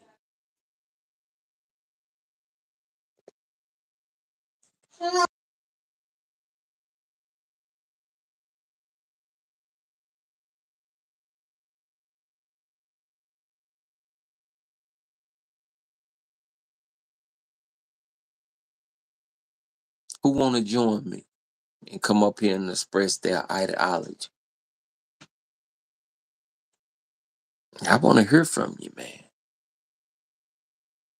I want to hear from you. Number one, you still there? You trying to join? Let's get it in, man. Come up on the page and join. I want to hear from you. Uh, sh- uh, Shout out to the YouTube mechanic. One I can't think of his name right off back right now, but he helped me fix my car. That's what the community do. That's what we do in America. That's what we do. When you lack here, I'm gonna build you up. Look at China during the pandemic. I think it was China. They built like what, 2 hospitals within 3 months because they was in unison. It was in unison. They did that. Well, I guess a lot of y'all done got off, man. I'll come back, you know, uh, if y'all want me to stay up, y'all want to continue talking about it, I'm gonna take a break. On our, what's the biggest thing holding the black community down? Uh, Not in the know. Just not knowing how to come to the table and talk to each other. Um, thinking uh thinking that they might can't obtain and still being within the past, knowing that they free as hell, you know, um, and not being able to chastise their kids due to the stipulation of the government and not being there for their kids and not addressing those past issues. A lot of them in the low income community need therapy and just being able to address those issues of not being in their kids' lives, being able to raise their kids, because it starts at home. And once your household is in order, your country gonna follow. So it starts at home. You got to get that household in order, man. You got to get that household in order.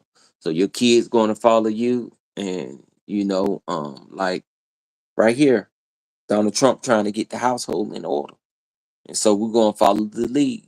That's it. The emotion control and want to fight first. There you go. You can't, man, control your emotions. Put that on the back burner. Come to the table. See, that's the thing. Back when I was growing up, you had to sit at the table. The table was a tool. You had to tell your parents how your day was going and this and yada yada yada. And you felt good to tell your parents how your day was going and to talk about different things that you experienced in the community. Even to be able to come home to give that report card. Kids' parents don't even check up on them no more, man. That's they want to be in this internet listening to the YouTube short songs and thinking that real. That ain't real.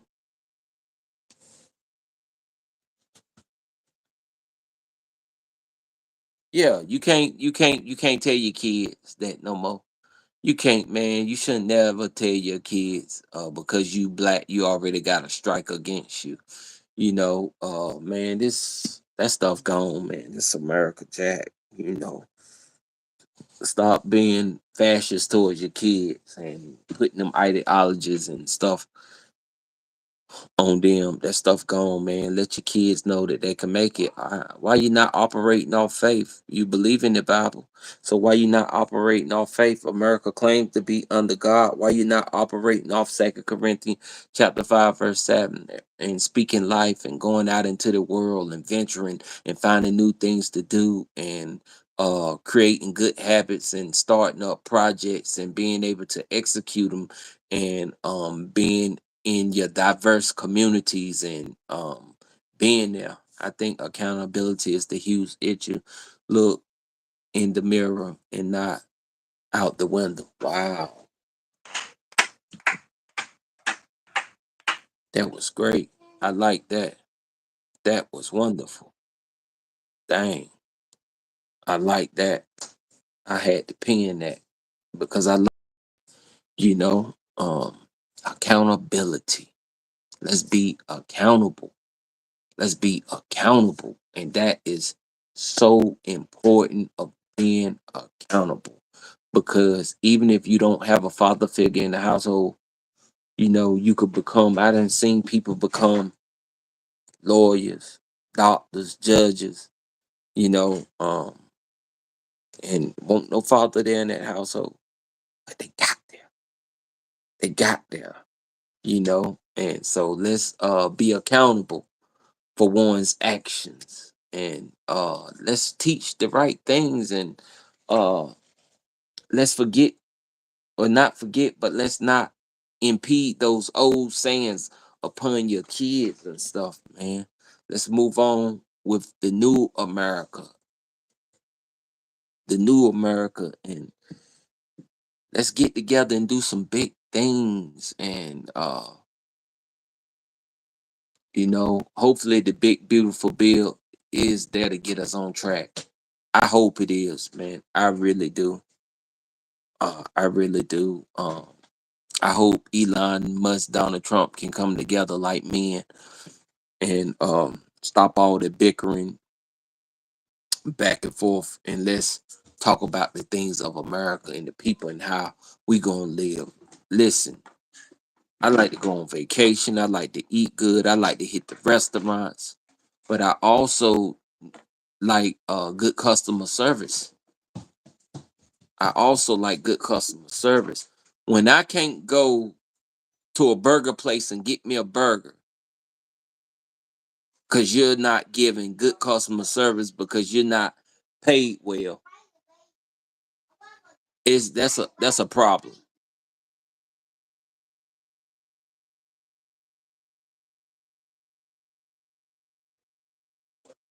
I need customer service. I need great customer service. I need uh leisure time. I got to have my leisure time. I work hard, I'ma play hard, you know. If you re-gentrified the downtown, I'm coming there. I'm going down there, baby, and I'm gonna enjoy myself. So I hope you don't think it's just for you. For real, cause I'm coming to where you at and I'm enjoy myself with you in a diverse way.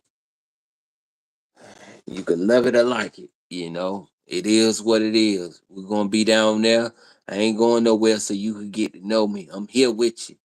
We're gonna fight for this land in unity. And if something happened to you, I'm bringing you home. You better know it. You better know it. I'm bringing you home. So that ribbon round the tree, you coming home. You know, for real, for real. Yeah, for real, man. Straight up, man. I advocate that America be the best place in the world and that we could live in unity, eat together, drink together, have fun together, party together, vibe together. Let's do these little dances and dance together. Come out and celebrate with each other. That's what makes America America. Yeah, let's go to the art shows together. Let's go to the clubs together. I want to see you in the skating ring when I'm in the skating ring. I want to see you downtown when I'm downtown. as a black man, honest question, do you feel accepted or welcome in the US? Heck yeah. I told you what Wayne did for me. I told you what Tom said to me. Listen, uh, and see, you don't know my story, so you just looking, assuming that I'm 100% black, you know. But if you're black, they say if your daddy black, you black, but natives run deep and whites run deep within my genes, and I would have never knew until my mother told me my history and all that, and told me who her grandparents was, and about them being on the farm and plucking tobacco and all that, yada yada yada. So you know, my granddaddy, he didn't like black people. He was an Indian. Uh my parents, they was high yellow people. Um if you wasn't a certain color, you couldn't come in and, you know, uh you wasn't, even if you was family, you wasn't accepted. White teacher in Milwaukee. I got a yearly invite to the cookout. I'm with it.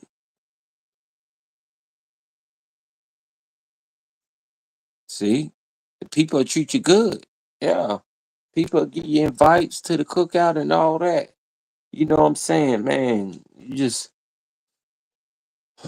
You have to get in where you fit in and try to make the best of what you do. There's nobody holding you back. Accountability, you know.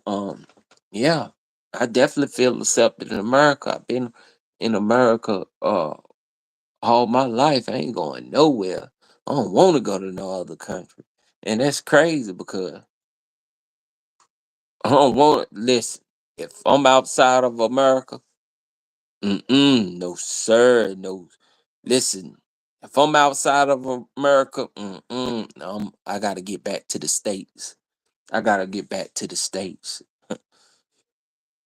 I gotta get back to the states where it's normal at. For real, for real.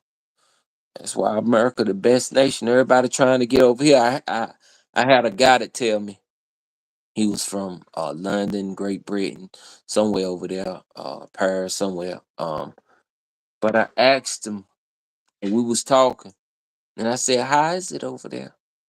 He told me, "America is the place to be." He had that deep accent from over there by Wales and all that. He had that deep. He told me America is the place to be. I already knew that. You know, when he told me that, like dang, yeah, he was a prominent guy too, very prominent guy. He told me America is the place to be. Just made the mistake one year. I brought a pumpkin pie. Pumpkin sweet potato. You know, I love pumpkin pie as long as it ain't made with eggs in it or nothing like that. I love pumpkin pie. Who don't eat pumpkin pie? A lot of people say, "Well, I don't eat pumpkin pie." I grew up off pumpkin pie, man. If it wants sweet potato, pumpkin pie, you know, um, they both got their different tastes. A pumpkin is a pumpkin. That's God's gift to earth. You better take advantage.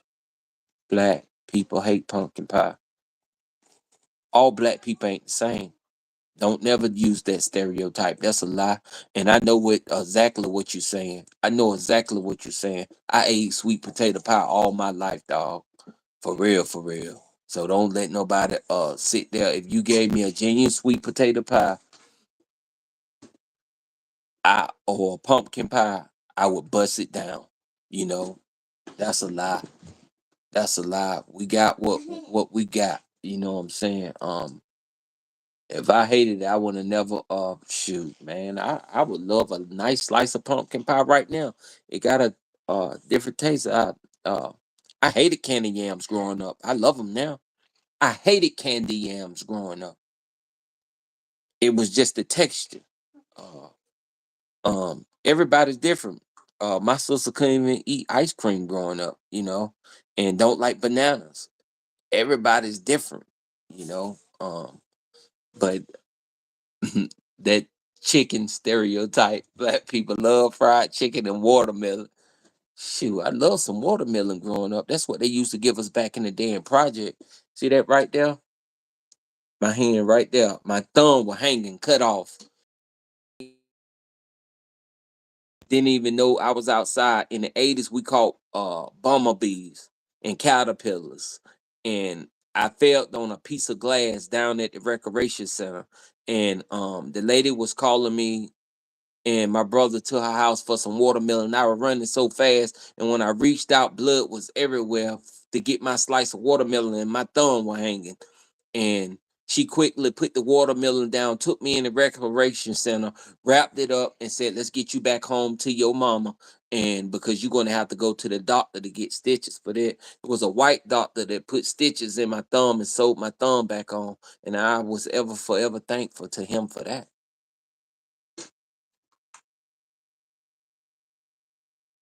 Yeah, sweet potato pie. So, yeah, man, in America, this day and time is a melting pot. We're very diverse. I'm very open. I love different textures of food. If you go on my YouTube shorts, you type in Carolina Eats and look at some of the stuff that I eat.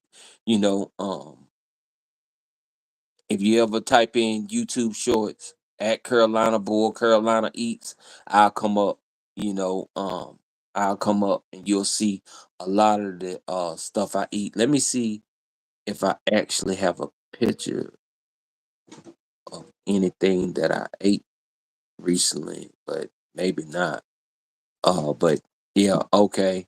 So, and I like having popsicles with my kids. I like having popsicles with my kids. I like teaching them right from wrong.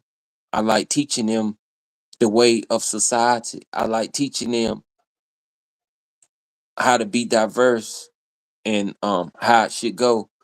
Most important is the time that I spend with them and the time that I have spent with them and put into them and invest in them so I know they'll be great people in society.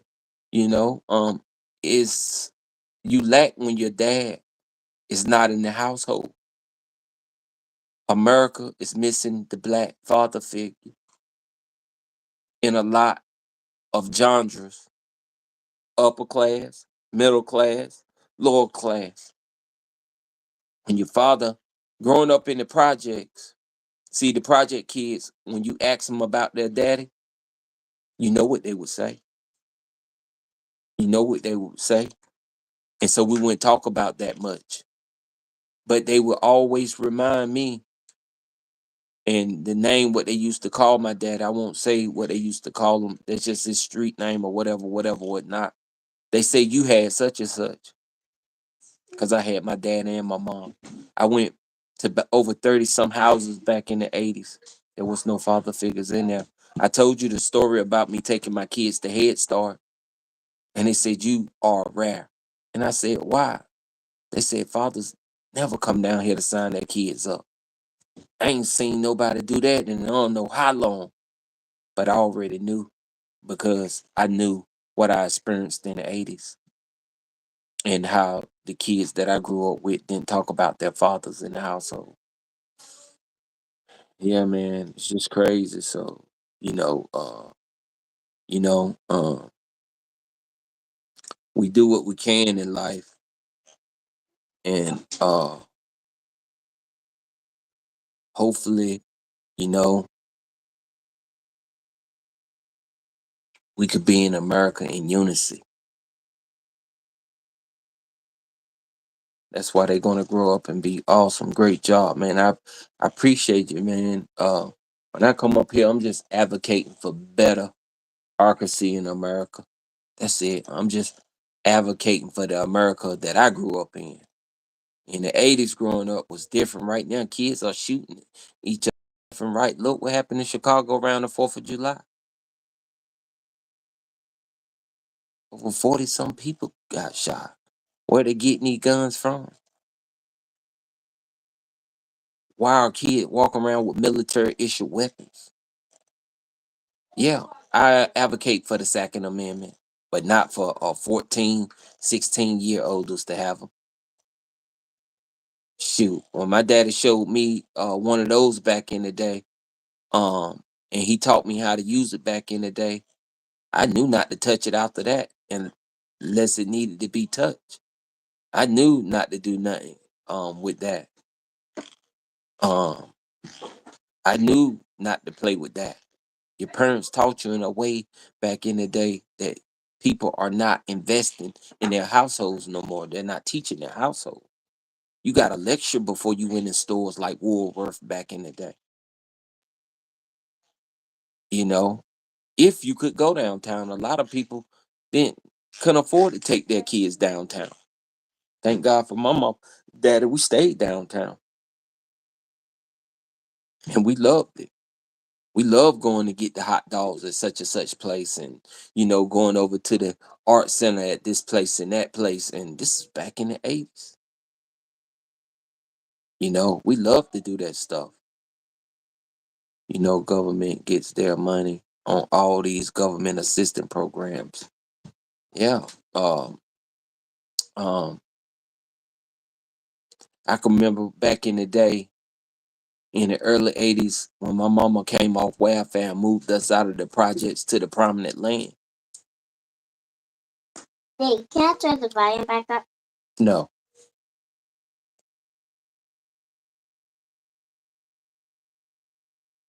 Yeah, so when I moved to the prominent land, uh, it was great. It moved a little bit slower than what I was used to, but I was so happy because I didn't have to look over my shoulder and didn't do this, and it was regular people. Uh, I can't. It was just great. My mom's took us out of harm's way, and we was out of the crab of the barrel mentality. We was out of the hood state of mind. The hood state of mind is a real mindset that a lot of y'all probably don't know about unless you've been there. It's a real mindset, and it's not a mindset against any nationality. It's a mindset within, like have rules like no snitching and stuff like that. It's just crazy, man. Listen to those songs that Jay-Z tell y'all about. How he was trapped in apartment buildings, and he had to face this and face that and face that. A room full of vultures. Look at Tupac, a room full of vultures waiting to take people place. Yeah, I mean, and not every hood is like that, because I can remember the old lady at the screen door telling me, "Get what you're going to get and get out of it." But some of the older folks automatically thought you would come up selling drugs in the neighborhood. In your mind mentality, you might have been bad, cussing and doing this, but your mind mentality was to go to school and make something of yourself.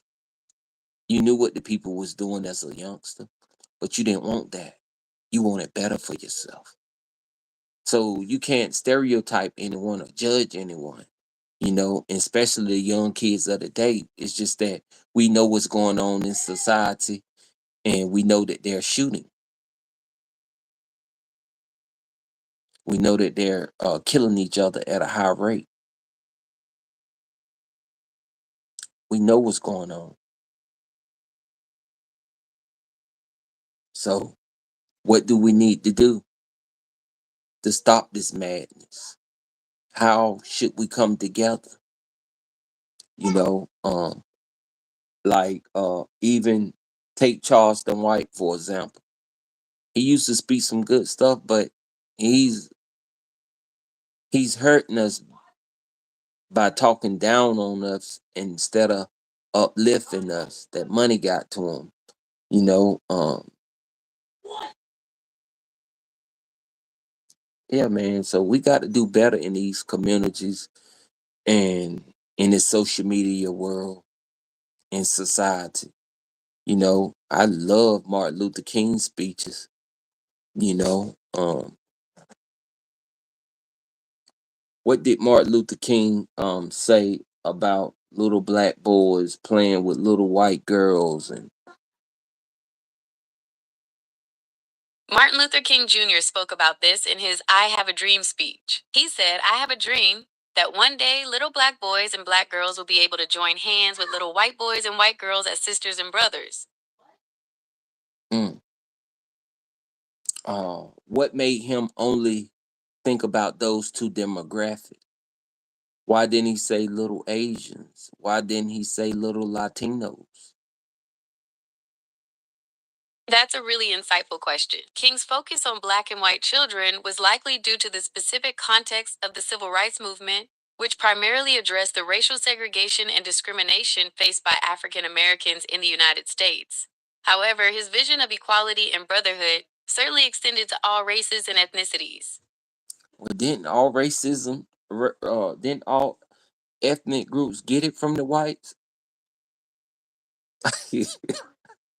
That's a No. complex question. With a Didn't the whites give it to them? Oh, I'm just playing, man. It's just crazy, but that just was going on in that time, and he needed equality for us. And what did he say? I might not make it there with you, but I seen the promised land. Martin Luther King Jr. delivered his famous I've Been to the Mountaintop speech on April 3rd, 1968, the night before his assassination. In it, he spoke of having seen the Promised Land and that he might not get there with his audience, but that they as a people would get to the Promised Land. Are we in the land of milk and honey? Is this the land of milk and honey? Is this the promised land? Is America the promised land? The idea of America as the Promised Land is a complex one. For some, it represents a place of opportunity and freedom, while for others, it falls short of that ideal due to ongoing struggles with inequality and Well, injustice. well, you're What gonna are your have that. You're gonna have that because when I try to do good, evil is present. The Bible states. So you're gonna have that. But name a country that's better than America. That's a really interesting question. It's tough to say definitively which country is better because it depends so much on individual priorities and values. Some might point to the strong social safety nets in Scandinavian countries, while others might admire the economic opportunities in places like Singapore. What qualities are most important to you when you think about a good country? Yeah, because okay, name a country that's more freer than America. Then let's take it there. That's a great question. It really depends on what kind of freedom we're talking about. The US definitely has strong protections for things like free speech and religion. But when you look at things like access to healthcare or education, there are other countries that might rank higher. Like, tell me more. Well, one way to measure freedom is through the Human Freedom Index. It looks at things like the rule of law, security, religion, and economic freedom. Based on that index, some of the freest countries are Switzerland, Denmark, and Estonia. What about in religion? How free are they in religion? The U.S. has strong legal protection. Interesting question. While the U.S. has strong legal protections for religious freedom, some countries in Europe, like Norway and Portugal, are considered to have even stronger protections and less social hostility toward religious minorities. Oh, um,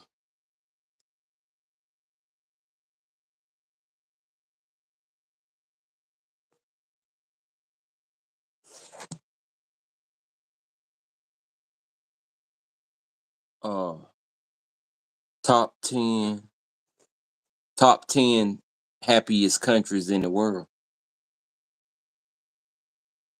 All right, here are the top 10 happiest countries in the world for 2025, according to the World Happiness Report. First up is Finland, followed by Denmark, Iceland, and then Sweden. Israel comes in fifth, followed by the Netherlands, Norway, Luxembourg, Switzerland, and Australia. Hold up now. You mentioned Norway. Ask how Norway oil and gas are run. Norway's oil and gas industry is pretty unique. It's run by a state owned company called Equinor, but there are also private companies involved. The government takes a big chunk of the profits, and puts it into a giant sovereign wealth fund. That fund is actually one of the biggest in the world. They use the money to invest in things that benefit all Norwegians, like education and healthcare. I think I heard Martin Luther King say in one of his speeches he would never forget the people of Norway. Was he talk about Norway? Martin Luther King Jr. was awarded the Nobel Peace Prize in 1964 and gave his acceptance speech in Oslo, Norway. It's possible he spoke about the people of Norway during his visit, but I couldn't find any record of that in his major speeches. I heard him. I heard him. See because I would have never known that he did that with the Nobel Peace Prize and all that. So I heard him. He said, "I would never forget the people of Norway." I heard King say that. Now, yeah, I couldn't find that quote in his Nobel Peace Prize acceptance speech, it but that might doesn't mean he it, didn't say it it. might not been in that speech, but I'm telling you, I heard it with my own eyes and ears.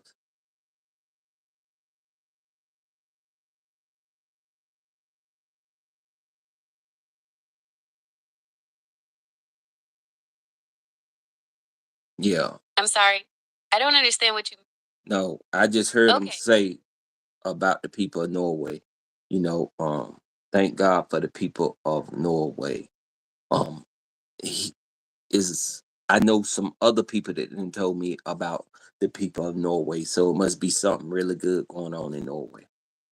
I wish there were more complicated, but I feel the only real problem we all have is greedy people using up our energy. That's a really important point. There's a lot of debate about how we should balance our energy needs with protecting the environment. Some people argue that we need to switch to renewable energy sources as quickly as possible, while others worry about the economic impact of moving away from fossil fuels. Greedy people using our energy on nothing. What you think about greedy people using our energy on nothing? I understand your concern about the unequal distribution of resources. It's frustrating when some people have so much, while others struggle to meet their basic needs. What kind of solutions do you think could address this problem? I don't want to get into that. Can I look up the what about the book Abundance? Have you ever heard of anything like that? The book Abundance? There are a few books with abundance in the title. Could you tell me more about what the book is about? Do you know who the author is? The author of Abundance is Peter Diamandis. It's a pretty interesting book that talks about how technology could help us solve some of the world's biggest problems.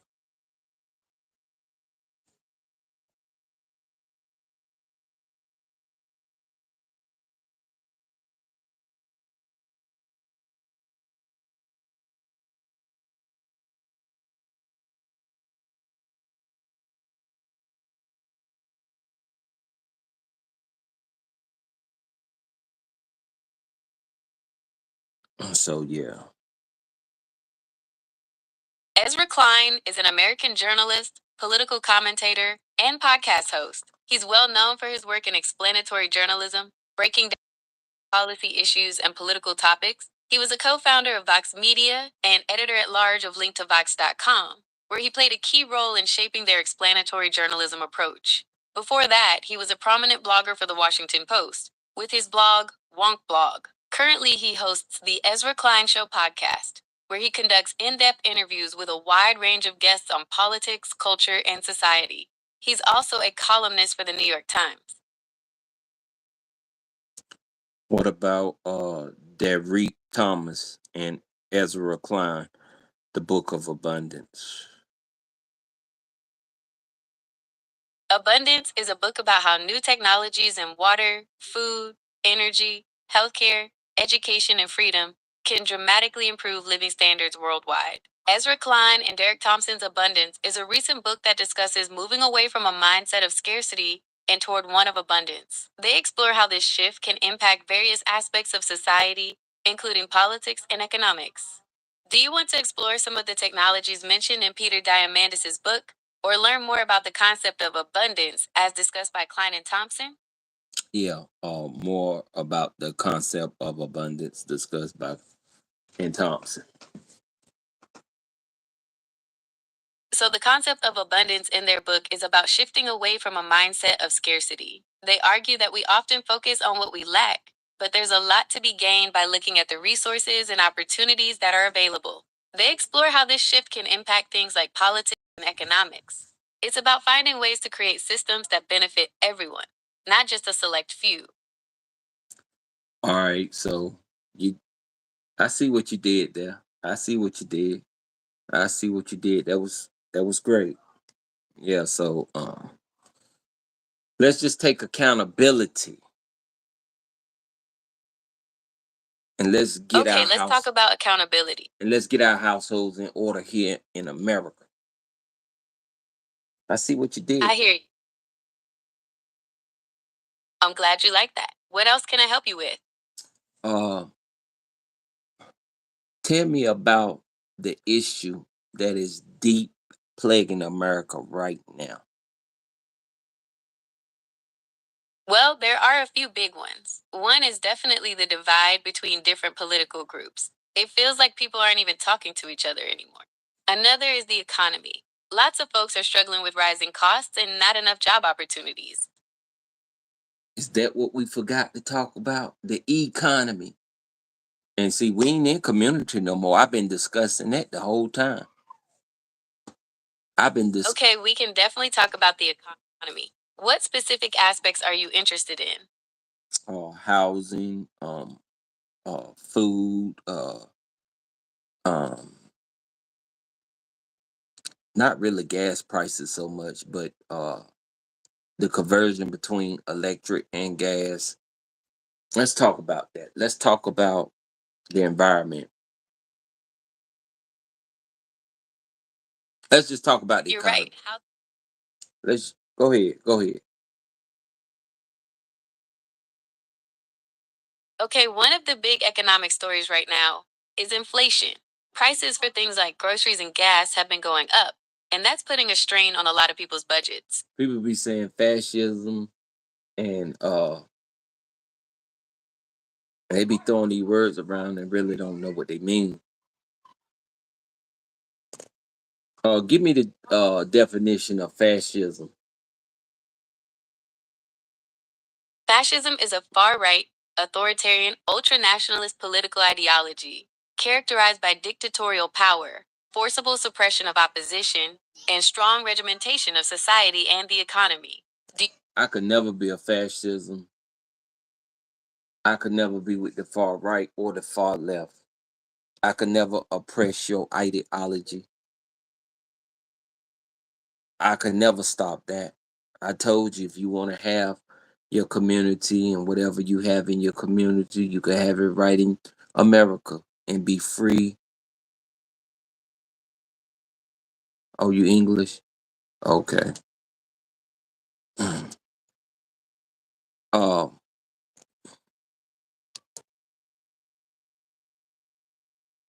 okay. Yeah. You think I'm like that?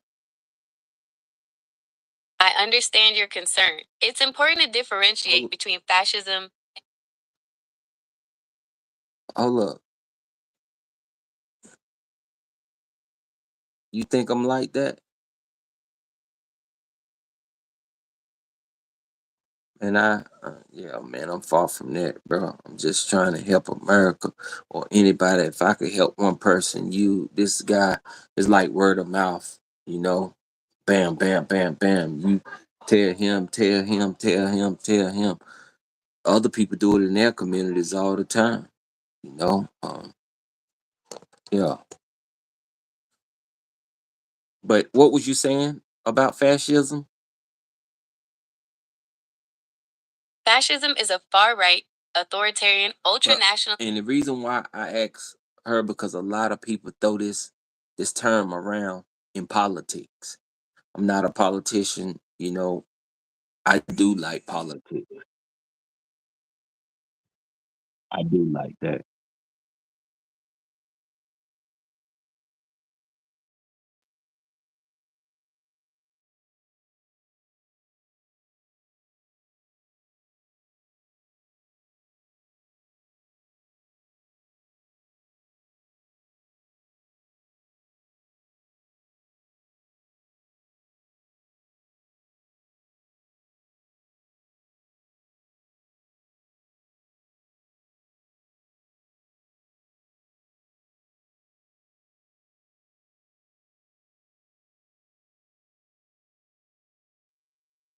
My bad. My bad.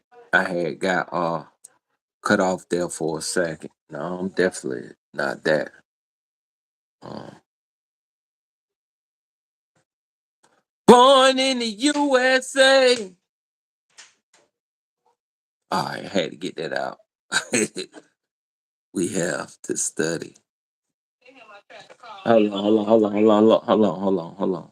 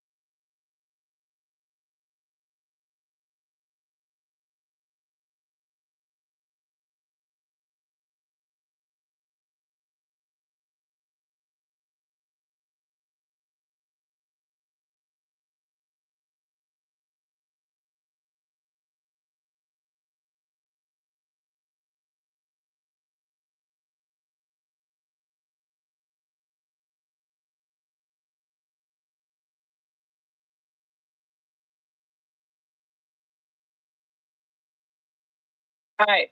All right, love you. Bye. So you too. Yeah, here you go. Had to take a phone call. Season 2 of Marvel Rivals just dropped and it has some insane assets. All right, there it is. I'm back. I'm back. My bad. All right, let's get back into it. What was I saying? We were discussing fascism and its characteristics, such as dictatorial power and suppression of opposition. Would you like to explain? I would never suppress the opposition. I would never suppress the opposition.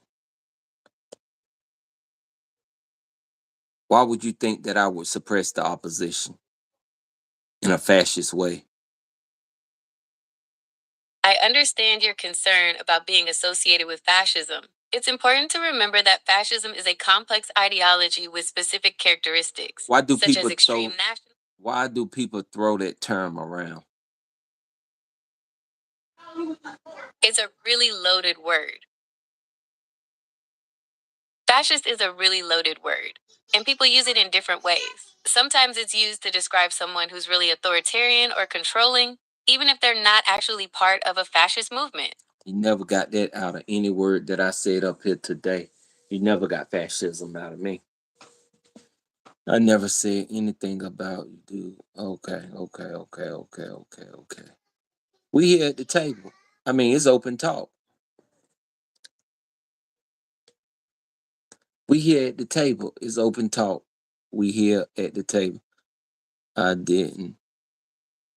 Isn't this chat working? Oh, okay. Yeah, I mean, but it's open talk here at the table, and that's what we hear. It's open talk. I would definitely love for you to join and come up and show your face. And do you know how to join my live? You have to be 18 years of age, and you come up and show your face. If you don't, I can show you how to do it real quick.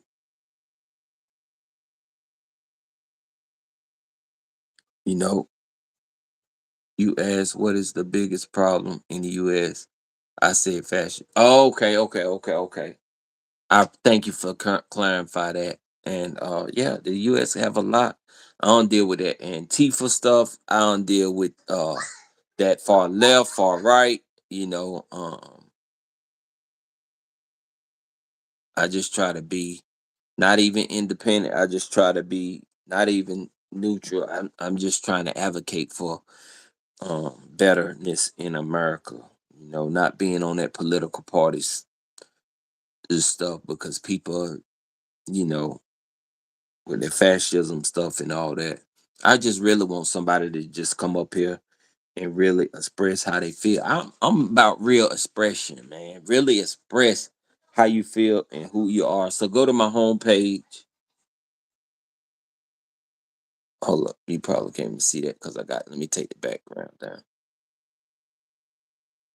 My bad, my bad. So go to my homepage, click on the bull, right beside playlist, slide over to post. You see where it says post? Right there, that link right there. Click on that blue link and you could join me. I can only have one person at a time. So it's right beside playlist, slide it over, go to that post, click on that blue link right there. It's right up under my post where it used to be the community section. And you could join me live and you could express your opinion. And let you everybody don't want to come live. Some people just want to remain in the chat and remain anonymous, and that's cool. And I was just letting y'all know, just in case, if you really wanted to talk more and to get more out, you know, I need for you to be able to do that and know that you could do that. That's the way I got it set up. All the time, I don't have it set up like that, but when you see that link there, most of the time I'm live. That's how I have it set up, so you could join. And for real, for real. I want to see America thrive at its core. I want America to thrive. Yeah, a lot of people is camera and that's 100%. I listened to the guys say it. They stage fright, they camera shy. Back in the day, you couldn't put a camera in anybody's face. They didn't want to be on camera. No, know that I know this the way of the world now, cameras and everything, but it's not for everybody. That's why I still do it. New school and old school is just an option, just in case somebody wanted to get a lot out and they wanted to say a lot and they want to express a lot. Like I say, this is the table. When you hear, you could discuss anything. Come up here and say how you feel. Just be respectful in the way you say it, but still can say it, but just be respectful. You can't come up here and cuss and say the N word and all that, yada yada yada. But you could come up here and give your views, and you don't have to be 100% correct. You just might want to say your viewpoint from your standpoint. It might not be far left, far right, or this type. It might not be politically correct. That's okay. That's okay. At least you came up here and expressed yourself. And however if you decide to do it through the chat, yo, I've tried doing studs, but I'm good. So I respect for sure. I appreciate that, man. I appreciate that, man. My main thing is it's getting deeper as we get into war. It's looking like World War III. It's looking like World War III out here, and I'm holding my little Bible close. And sometimes you'll see me doing some unorthodox stuff. I'm holding my little Bible close, and I'm praying, man. I'm praying. The temp has to come down. We are okay, but the people are at the top going crazy. Working class are going to pay for it as usual. As you don't make the working class pay, man. I'm in the workforce and I'm paying. And I'm just trying to provide for my family a better life uh, than the norm. Trump threatens. Hold on. Wait, what? What was that? What? Trump threatens to bomb Moscow and Beijing. I don't know how true that is. That just came through out of nowhere. Let me see if she know anything about it. Um, I just got the word that Trump threatened to bomb Moscow and Beijing. How true is this? This just came over. Is this breaking news or something? I haven't seen anything about that in the news. It's possible that this is just a rumor, or maybe it hasn't been widely reported yet. If you're concerned, It might be a good idea to check with some reliable news sources or government websites. Do you think you could do that for me real quick, just to see if anything come up real quick? He's on. Okay, I'm looking into it now. Can you? Yeah, look into it. Okay, and I haven't found any news about that. It's possible that this is just a rumor, or maybe it hasn't been widely reported yet. Okay. If you're concerned, It just came. He's unstable. I think most of the people are more interested in the Epstein files. Does Trump has anything to do with the Epstein files? I haven't seen any evidence that connects Donald Trump to the Epstein files. Is there anything else I can help you with? Distractions, distractions. I I seen. understand. It can be. Did Elon Musk say anything about Trump and the Epstein files? I haven't found any evidence that connects Donald Trump to the Epstein files. Is there anything else I can help you with? What did Elon Musk say about Donald Trump and the Epstein files? Elon Musk has been pretty vocal about the Epstein files lately. He's been urging Trump to release them, especially after Trump made some comments about them on Truth Social. It seems like Musk really wants those files to come out. Well, Trump is the president of the United States. We don't need no more negative stuff on him right now. We just, and I for the understand. record, all It's races important to be have mindful their of the part to do. information we can. Yeah, that's what I was saying. See, people don't understand this. What you just said. Number one, all they got their own problem groups, and you can't obtain everybody racism. You cannot just let them be racist. Some people want their own island full of blacks and whites, and we have to understand that. And everybody has a little bit of racism in them somewhere, but for the most part, I'm a very diverse person, you know,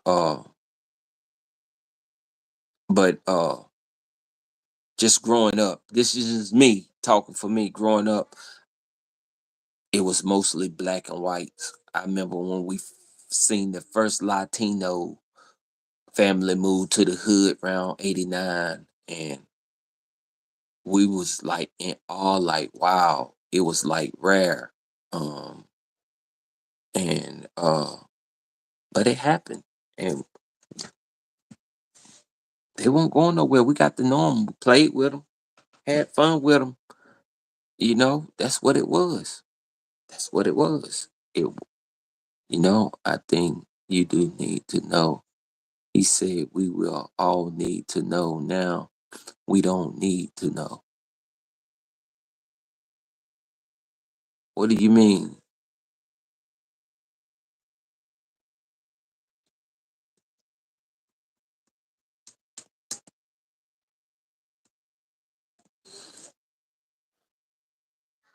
That is about a child's sex, not race. Uh, um, you know, uh, Gender and all that. I don't really get into that. Let me tell you something. Uh, when I was growing up, it was this young boy. He had to be like about 3 in the sandbox. We knew he was like that, and he grew up to be like that. And it was this other boy. He was about 4 or 5. We knew he was like that. I'm talking about when I was young, and he grew up to be like that. I don't judge. You know what I'm saying? You know who is what. Some of them, I don't know if they born that way or what. But I was seeing this stuff when they was 3 and 4 years old. They was like that, and we already knew. We already knew. We already knew if you was like that. Whatever. It's harder to tell with the girls. Some people can, but it's just crazy. But man, I don't get into all that. If you like that, that's you. You know, that's you. I'm not gonna knock you for your what you do. You know, I'm not gonna judge you off that long as you ain't doing nothing that you ain't supposed to do with kids or nothing like that.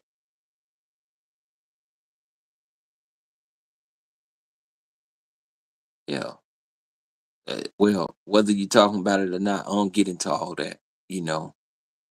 So that's what it is, you know. Yeah, I don't judge people on, what they do. You know, I look at your character. I look at your character, not the color of your skin or what you do. I look at your character, you know. So if you out here, you're a murderer or a rapist, yeah, I look at that. Of course. But far as that, I'm looking at you as a person how I perceive you, and whether you that way or that way, that doesn't matter. You know, you still people. The same way if you law enforcement, I look at you as a person, as a human being.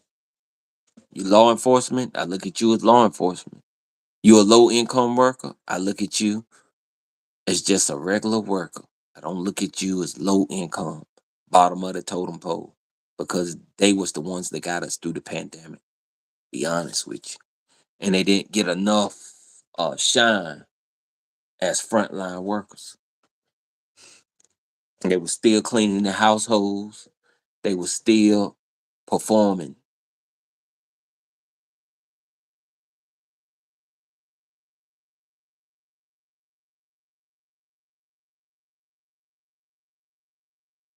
Best friend brought his old plane after he was arrested. Looking to it. Read the chat. I'm out. I appreciate the love. Remember, it's still up to grabs. If you want to join, you want to get your face on camera, you can still join. You know, still room over here. All right, what else y'all got to throw at me? I think I'm gonna do like about 10 more minutes and I'm out. You know, what you got to throw at me, man? Uh, let's get back. Google Gemini, is it anything that you want to impede on and let the people know, about racism, about politics, about make America great again, about the forefathers, or about our current situation and the state that's at hand, about not being in community and not coming together as the United States under God.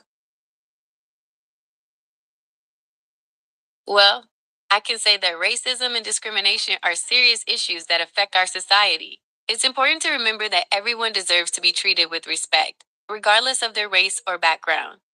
The phrase, "Make America Great Again," can be interpreted in different ways, but it's important to remember that the United States has a long history of both progress and challenges. The founding fathers were complex figures who held diverse views on issues like slavery and equality.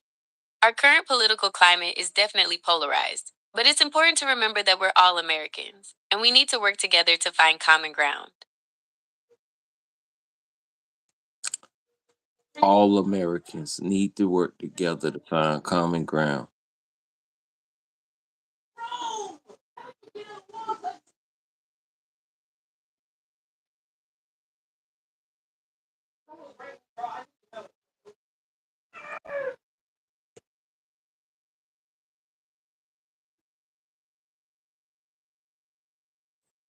All Americans need to work together to find common ground. Utah, join the live. You could get back in that way by joining the live. If you still here, you know how to join it.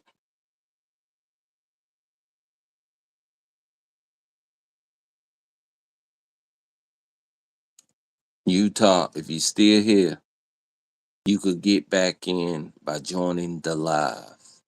That's the only way that you could get in. You have this right beside playlist, slide over the post and click on the blue link. You know.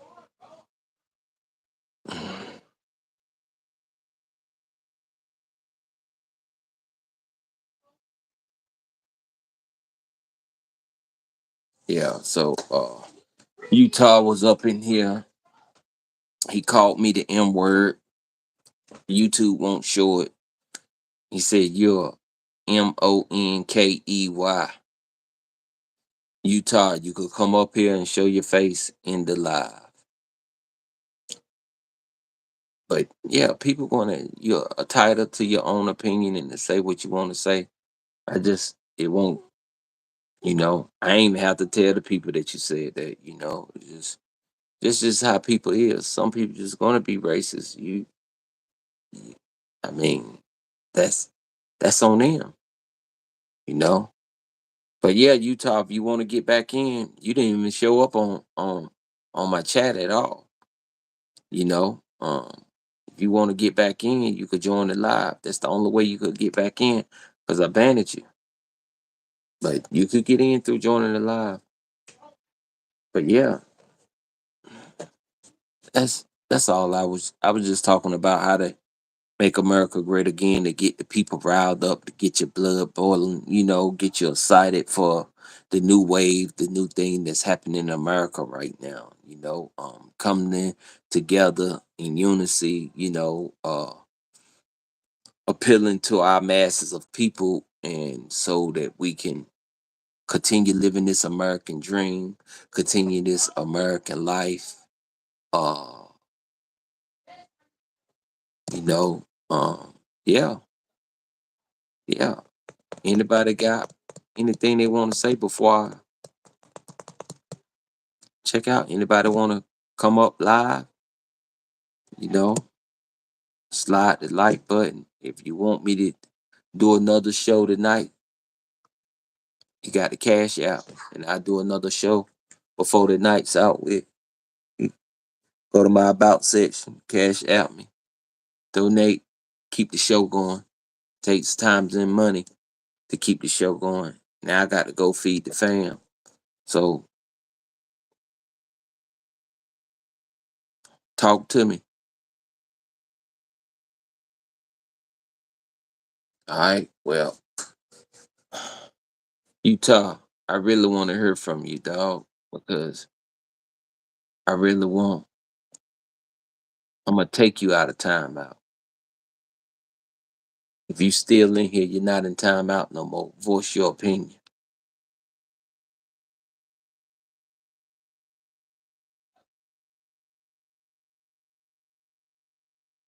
Don't say harmful, impactful words because you're not articulate to say, and I won't even belittle you.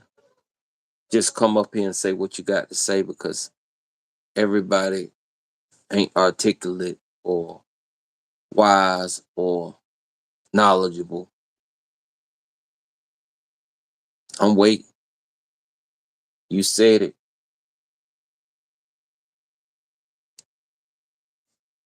All right. Look, man, it's the Carolina Bull. I gotta get up out of here. I gotta roll. I done gave y'all almost 2 hours of my life. It was great. I appreciate y'all. Anytime y'all see me up, support the page. You know, um, Come up here, chat with me. Let's talk about the things of America. Let's not talk fascism, racism too much, but we have to talk about it because it's the table and we have to have our voices heard. And we gonna talk. That we gonna do. So with that said, peace. The bull, baby.